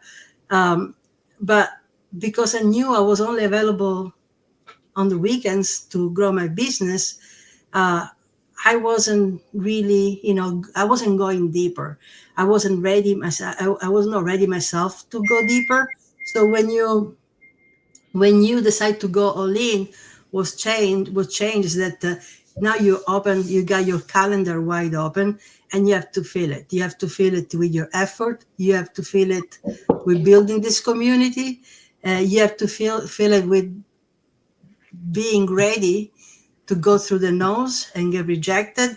And it doesn't mean spam people with messages and DM and see what sticks, right? It means that, like Annie said at the beginning of this, taking your time to get to know somebody, to see if you can really support them with what you created, and offer that service in service, not with a sales spirit, with a spirit of selling. I gotta make this sale, but really finding somebody that you can serve and support. Look, I agree 100%. And I mentioned Sean's room earlier, where our drive can look like desperation, because I think it comes down to what we're thinking, right? What's our true intention? Building relationships is a goal. If someone's ready to buy, brilliant. Be ready to serve. Richard Branson said, if someone offers you a great opportunity, always say yes, and then learn very quickly. That might work. Sometimes that does not work, right? Sometimes you bite off more than you can chew. It's not your area of expertise. Again, I'm not going to say don't do it. So Stanley, I see what you're saying. So Stanley says everyone has a plan until they get punched in the face. I mentioned that right at the beginning, right? Mike Tyson's quote. But it really is the power of our thoughts. Confidence in you, confidence in yourself, confidence in what you're offering. You need all that. So look, our next conversation in a couple of weeks' time is about fear, overcoming our fears, uncertainty, and our comfort zone limits, which we must as entrepreneurs, right? But I think we need to have that confidence that what we're offering is a solution, not a sales pitch. Who likes being sold to? We don't. But it's very easy to fall into the trap. We've all been there, right? I think like I always say, look, everyone is positive on the first of the month. We're almost there, right? They're positive about what they can do. I can get 10 new clients. Yeah, straight in. I'll be there. And then by the 21st of the month, they're like, I got no new clients. Damn, I need money. And then the intentions suddenly change. Now they're like, I must sell. You don't need to sell. You just keep building relationships. Think of the customer before you think of yourself. The money will come. If you're so good at what you do, the money will come. That I'll definitely say is true, right? I'm sure Cyrus and Joni have experienced the same thing. So I'll give you the mic, Joni, and then I'll come back to Cyrus. So I'd love to have your main tip for us today, Cyrus, in terms of entrepreneurial mindset. Joni, talk to us. How are you doing? Hi. Okay. Well, if you're more interested in Cyrus's tip, then no, I'm going to come to you first. Cyrus, it's been here a while, so we'll talk to you, then we'll go to him. So here, I think that I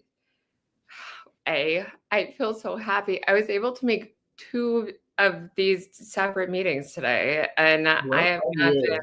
been involved a lot because I have a lot going on, and you guys all make me happy. So thank you, and it makes like doing all of these kind of innovative ideas that I do a little bit easier. So I'll tell you, I went on a date last week with this guy who it wasn't like great. It was fine. It was fine. He was not bad, but not my type. And he was like, Joni, I'd hire you in a second. You have more charisma and that little pinky than anyone I've ever met. And I think that's the difference. Like you have a great amount of charisma when you're an entrepreneur, or you have a great amount of work dedication when you are settling into a career. And so for me, I'm definitely an entrepreneur and I love starting new ideas. And it's probably part of like my ADHD. I mean, who doesn't have it? But it is something that I love. I love like being like, oh, like I'll write this song. Oh, I'll, help these couple kids tutoring. Oh, I want to build modular homes. But the way I approach it is with like confidence and with clarity. That's why I always call myself like kind of jack of all trades, master of none, because I do a little bit of research, but not enough. And so like all the little worker bees, like, I wish I had your mentality sometimes. And so we can't all be the same. Anyways, good to see everyone. For sure. No, thank you for joining us indeed. No, thank you. Look, we can always learn more. All of us can, right? The mastery is what I call it. But I think there comes a time when we have to do. Let's say if you think it, do it. Yes, many things can go wrong. Of course they can. That's the fun of life, right? Along the way, you find things that you can do, that people will pay you for. That's what I found. That's how many things have I done in my business? Like I said, I talked about the LinkedIn thing, talk about writing business plans, doing events, doing books. This was not part of my plan on day one. Let me tell you, they just were not, right? But no, only by saying yes to things and then learning as best I can how to do them, and and accepting the Annie, feedback. Go can I for it. just tell you one thing? Go So for it. I have a lot of side hustles, and so this is what Christina is talking about, because I am a single mom, and I have a big mortgage, and so I have to. But I think that honestly, it's so hard managing so many different things. Like I just want to focus on one thing when I have like 10 things hitting me during the day. And that's including, kids and, lawyers, whatever. And so I really do wish I could like focus in, but that's not the way my mind works. My mind works in a lot of different directions. And so, yeah, that's it. I think you're doing yourself an injustice. I know your brush and paint business you've run for many years. So, that's not a new thing. That's your priority, and you do that every day. Right, 10 years later, I'm saying that you do regard now. Yes, you're writing books. Yes, you're doing other things and building your own house at the same time. So, but deep down, your house painting business is the thing for you, right? And you put your I'm effort also into trying to start a sandal company. it. Christina, talk to us. Okay, well, this is not the first time I hear this story, and at one point it was my story. I did so many different things because I was looking for something. I was looking to do things that I did enjoy. And the moment I had a creative idea, not all of them became something, but a lot of them became the beginning of something. And that's the thing. So what I did for myself and what I encourage people to do is to find one core business, right? One core idea. Now, to choose this one core business as one idea, you have to, there are a couple of things. You can pick one or another. One, which one is making you money? Which one generated the largest amount of money? Largest being in quotes, can the largest of any money that you made, right? And the most consistent amount of money, right? Okay, I'm making money, whatever money it is, every month with this. Well, these are all anxious. It's telling you there is something in these things that is working. Now, when you have all these ideas, you take the one that is producing something, right, or the two or three that are moving, and you ask yourself, out of these two or three, which one I can commit myself to and I can be happy. And you pick one of those. And then you take all your other ideas that they're currently brewing and you see how they align with that one core business. Because they can become categories of it. They can become, something, a specialty product that you sell with your main core idea. I don't know where your paint and brush business is, right? I don't know all the details, but maybe this sandal business can be a unique items that are some kind of alignment with that, some kind of alignment with it.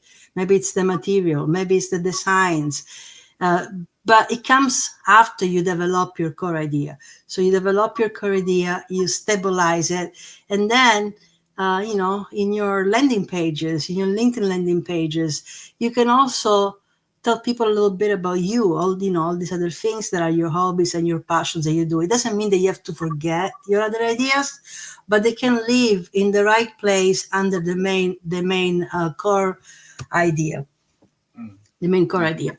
So that's what I recommend and what usually has worked for me and is working for people that I support. You have to pick one, a main one, because you have to develop it to a point where it is something, and you say, okay, I am an entrepreneur, but I'm an entrepreneur that is getting paid every day consistently for something that is working. And that fortifies your expertise, your social proof. You can tell other people about it, and then you can come out with your next idea, but you have to have it live under an umbrella, right? An umbrella company, a category, a specialty, or your second business that you're now focusing on because you got one that is so successful, and this is the brainchild of that. Yeah, no, it's having different ideas. It's not. I don't think it's a bad thing. For many people who succeed, have many different ideas. So Elon Musk is not just doing Tesla, for example. I'm saying that he's doing Starlink and many other things. But he started off in PayPal. I agree with it can be Christina. done. I It can be agree done. with Christina. I wish I had more focus, but I think she's right. Like you got one business down, and then okay, all right, I'm on top of this, and then you think about it doing some others, and that doesn't include hobbies, guys. Like you can still. And I'm not saying writing is a hobby. It can also be a career, but you can still write. You can still sing. You can still run. You can still raise dogs like me. You can still swim.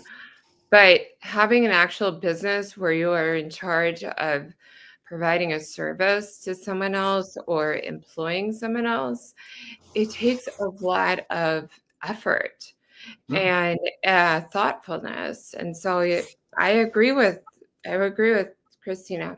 So that's all. No, thank you so much. So we're about to go. So I will do the rounds. So Sarah, I will come to you. I want to play one of my sponsors' videos, if you don't mind. If you do mind, don't worry about it, right? Yes, it's a very short video because my sponsor is here, so why not? Might as well, right? Here goes, my friends. So, and it's only 35 seconds, if that. Here goes.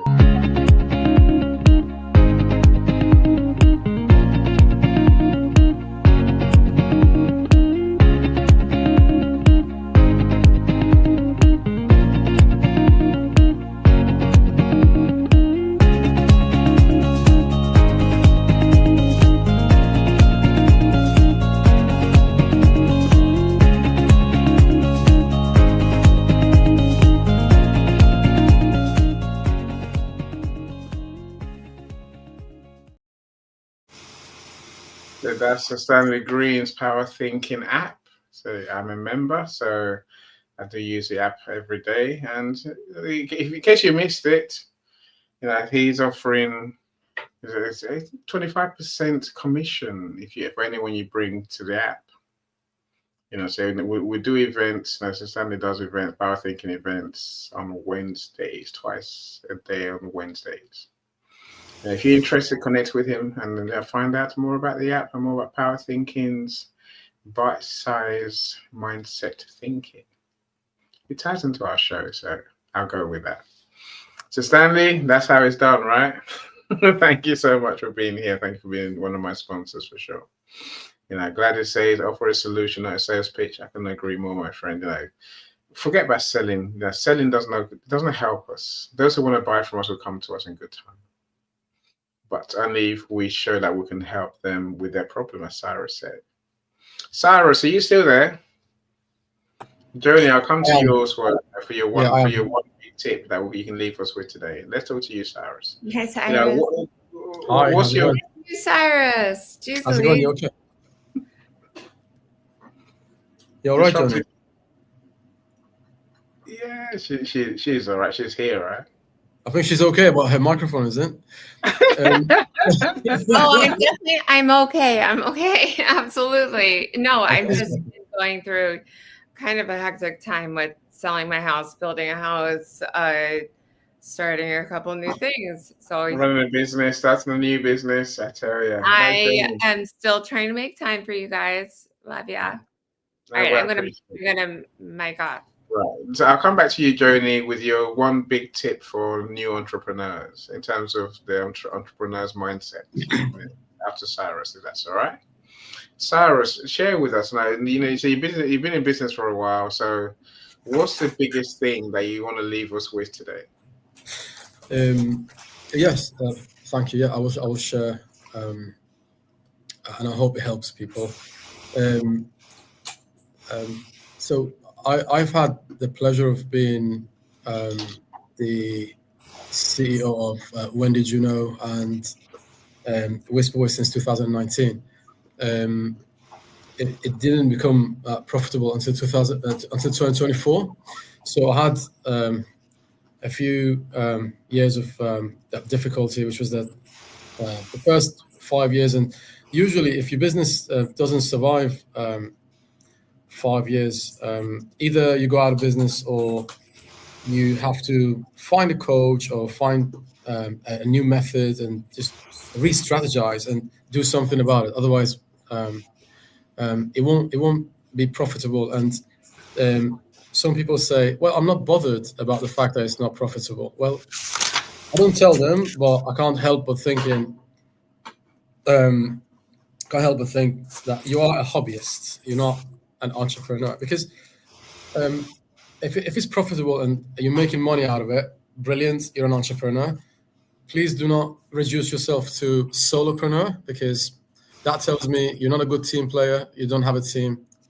People who call themselves, I'm a solopreneur. They are reducing their business into one man band or one woman band kind of situation, which is not advisable under any circumstances. Now, when it comes to advice, I'm not experienced enough to give people advice, but I'm gonna share what I think and what is working for me, right? So for a while, I was working for people who would help my business, and I would kind of barter with them. So that's what really saved my business. So kind of I scratch your back, you scratch mine. So I'll give you a shout out. They would give me a shout out. But it took me a while before I learned, because I was thinking I should get a coach, which I did, and then I realized no, this coach is not that helpful. I moved to the next, and then after second or third, I was like, the coaches are helpful. I'm not helpful to my own business because I'm not doing what I'm supposed to be doing. And then I realized, what is it that coaches do? What is it that connects all business coaches together? They talk about their business. They give they enter competitions. They go to webinars. They go to, like, I don't know, annual events, live events. So you got to be talking about your business. If you don't talk about it, how do you expect other people to be talking about something you're not talking about, right? So you've got to be talking about, start a podcast of some sort, start live events, and just show yourself to people, right? You're not supposed to. So how can you be the best coach, but the best expert in your area, in your industry? How can you be the best, but hide your business from people? How can you do that for your business, right? You shouldn't be doing that. Just do not hide yourself and business from the market. That you're doing yourself a disservice. You are the most fantastic expert in your area. That's brilliant. Talk about it. Get people to talk about it too, right? So again, if you don't talk about it, you are losing visibility, and that is counterproductive for your business. That's what I would like to leave everyone with. Ask yourself, one, do I have a team? Number two, am I talking about my business? Just these two things. Thank you. Thank you for sure. So I want to believe that as an entrepreneur, you have a duty, a moral duty, to tell people about how you can help them. There's no point having genius that no one knows about, right? As you say, Cyrus. But they say it's not. But it comes back to the points that you made, Gladys. Offer solutions, offer help. Don't try and sell to people. That's sales is very different to visibility, right? And having a presence in your niche. Christina talked about this right at the beginning. The right people don't know you. What is your point?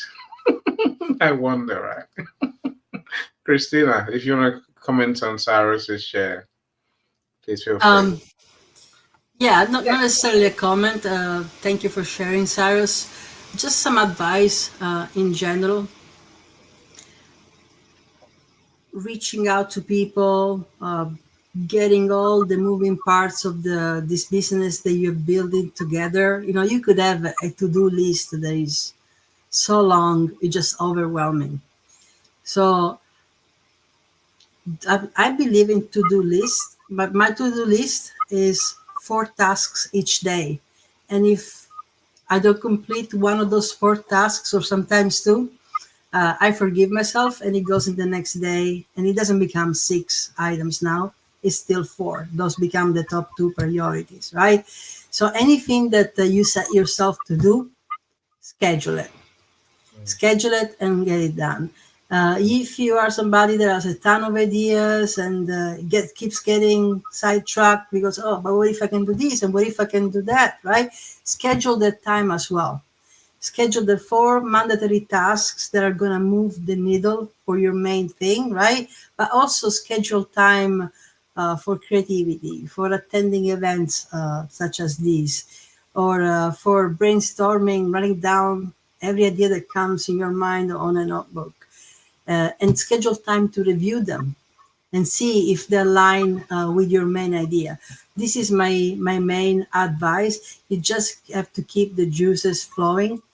You don't have to punish yourself because you have plenty of ideas, or you just have, but you have to schedule the time to make sure that your main one moves the needle, and you move forward with it.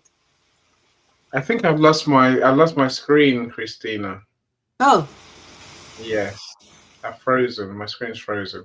Well, you're gonna have to carry on talking. Joni, you can talk, but I can't move the screen. I can talk. Joni, I don't. give us That's your main big totally tip. fine.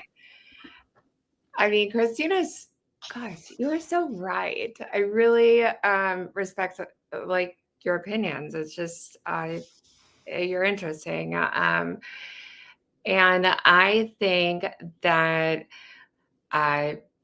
coaching, as Annie was saying, is kind of really important because it just, you can like, obviously get down to the microscopic level, but just having someone there to like keep you in line, keep you supported is such a great thing. And then I also think that obviously, like, I don't know everything about what I'm going into. So it's nice to know people who know more than me. That's interesting to me. And I also do not have a problem saying I do not know what's going on. And so that's a good thing. Just you put your face out there, like just get it. And I think a lot of people struggle with that, with kind of some of the, I don't know, the visibility of, trying to take something on, even being a new member of a group. And gosh, I would love to see more of your faces. You guys are my friends. So don't feel embarrassed about any part of you, because you have made so many of our lives great. And so don't worry about that. But I do worry about, like STDs. Like, don't do that. So you have to love Joni. Oh, Christina laughs. As you should, Christine. As you should. You know Joni now, right? I'll let you speak.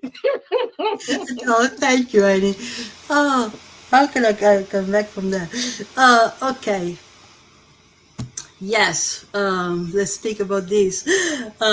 Anyhow, I want to say something about.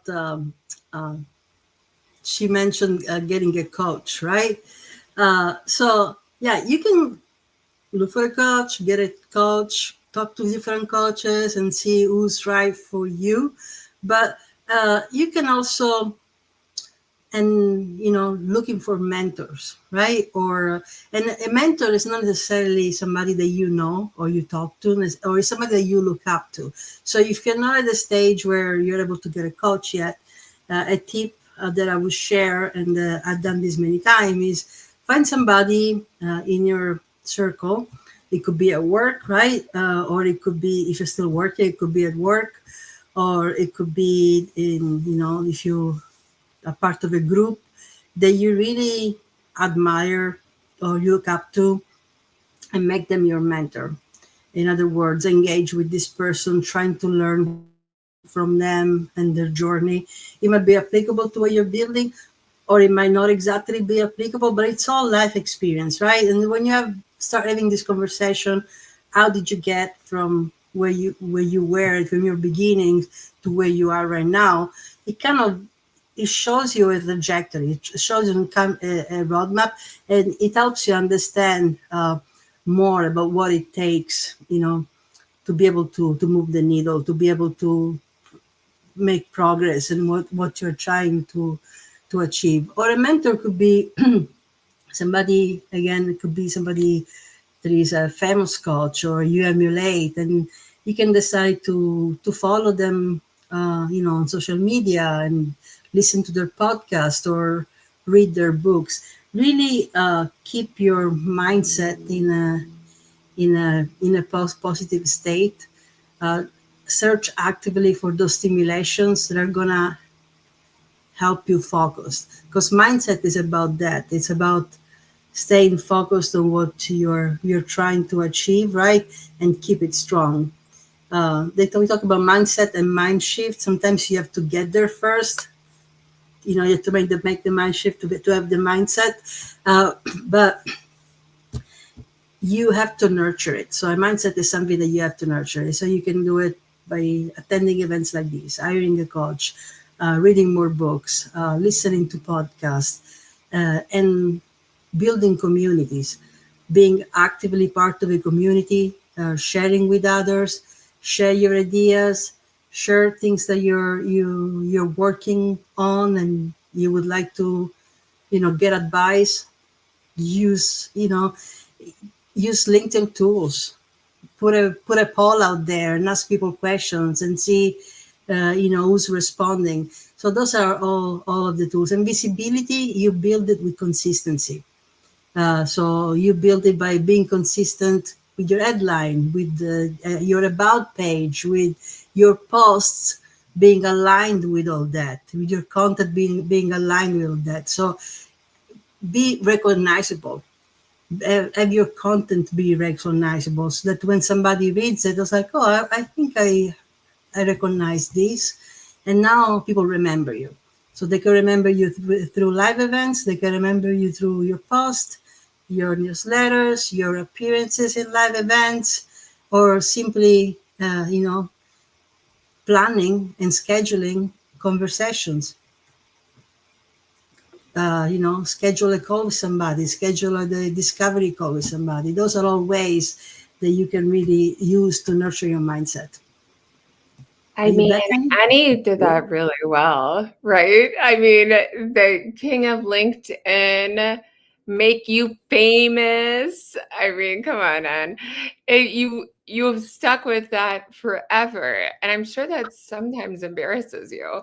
But I mean, it's worked. It's really worked. And so, Christina, again, I'm really on your side. Look, for me, the make you famous thing is part of what we talked about today. It's about how do you stand out and how do you speak your client's language. When I used to turn up and tell them I can do your social media, I can create your website, I can do your email, no one cared. I say, and I would tell my friends this, those in business anyway. Talk about the transformation your clients really want. Christina talked about this earlier. Feedback. Listen to what they're saying. Right. If they're not buying, it's not because they don't want what you sell. It's because you often don't explain how we help them enough in a way that makes sense to them. So I make you famous is it works. It's what people want. It's what my clients want. Yes, they want to sell stuff, but they know that to sell stuff, people have to know who you are. So that's why someone said to me one day, change it, and I'm like, no. Yeah, it must have taken about 9 years to come back and be a thing for me, to be something like useful to me. Before that, it was just words as far as people thought. But now people get it, right? Go on. Sorry, Is what Jamie. you're known for, hon. I respect it. I mean, I don't think that you actually want to make people famous unless they want to be famous, I guess. I mean, book famous, but I think you really want to give people that time to shine in their lives, like do something new, and you can support them. And that's kind of what Christina has been talking about. Just pick something. If you want to side hustle, just make something worthy to you to give that time away. Give that time away from whatever your hobbies are. So yeah, and it's a special gift. It's to try to do multiple things, and so Yeah.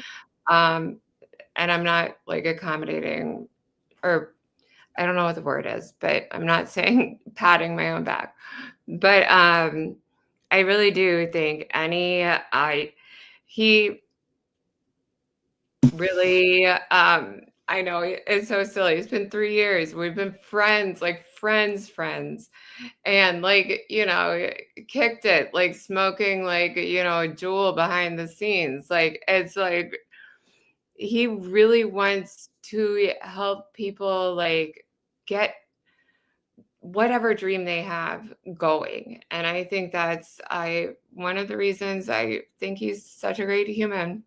So, honey, I know. I just gave your eulogy. Die now. I know, but I'm not even dead Eulogy. yet, right? It's a good thing. I'll take it, Joni. You know, thank you for your kind words. Yeah, I love that. You know, Right. but this is what we've been talking about all day, really. Be that person who's known for something, and be that person who has real friends, real friends. You know, so everyone here, you spend time with friends, right? You care about your friends. Be that person. They'll care about you too, and they'll sing your praises. Of course they will. Joni, you're the best. You really are. You know, thank you for making my point so beautifully. Christina, thank you for another great event. I know it's never going to be an hour, Christina. We'll try, right? But let's call it a day. So our next conversation, my friends, is going to be about overcoming fears and your limiting beliefs, because we all have them. We've all had them.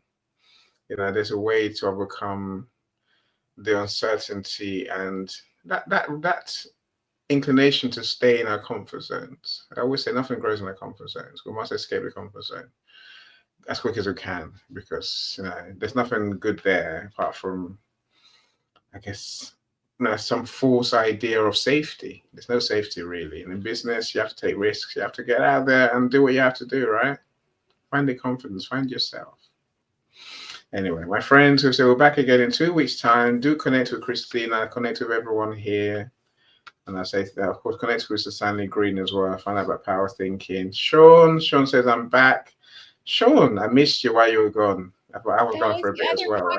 I did today. Oh, gosh. It was so great. This room was great. I just want to move to El Salvador. His room was great. He's and you in know, Guatemala. El Salvador and Guatemala. We were talking about. You made it so, Joni. You made the room even more exciting than it was, right? It was just a wonderful podcast. But Christina, I love your points of view. I love it. You're just like a good human. So good job. Okay. Christina is now famous in his book of fame, right? I'm glad to say, Christina, I need to get more organized and schedule everything. That's one of your advice today, right? So thank you so much. And my genius friend Linda says, Christina, you shared a lot of valuable information. So that's what we're here for, right? Win-win, win-win, my friend. So do connect and let's have those conversations. Thank you so much, everyone. Thank you, Joni. Thank you, Cyrus. Thank you, Michael. Michael didn't get to speak, but I'm so glad you joined us, my friends. So thanks for having me. No, thank you. So as the days go by, we'll see you again for sure, right? Love. Stay safe tonight, all right? Bye, everyone. No way that, but bye, everyone. Christina, thank you so much. So bye, everyone. Every step forward is a new beat to your drama. She's success with Global.Media.com and celebrate it with or without champagne or rum. She's success with Global.Media.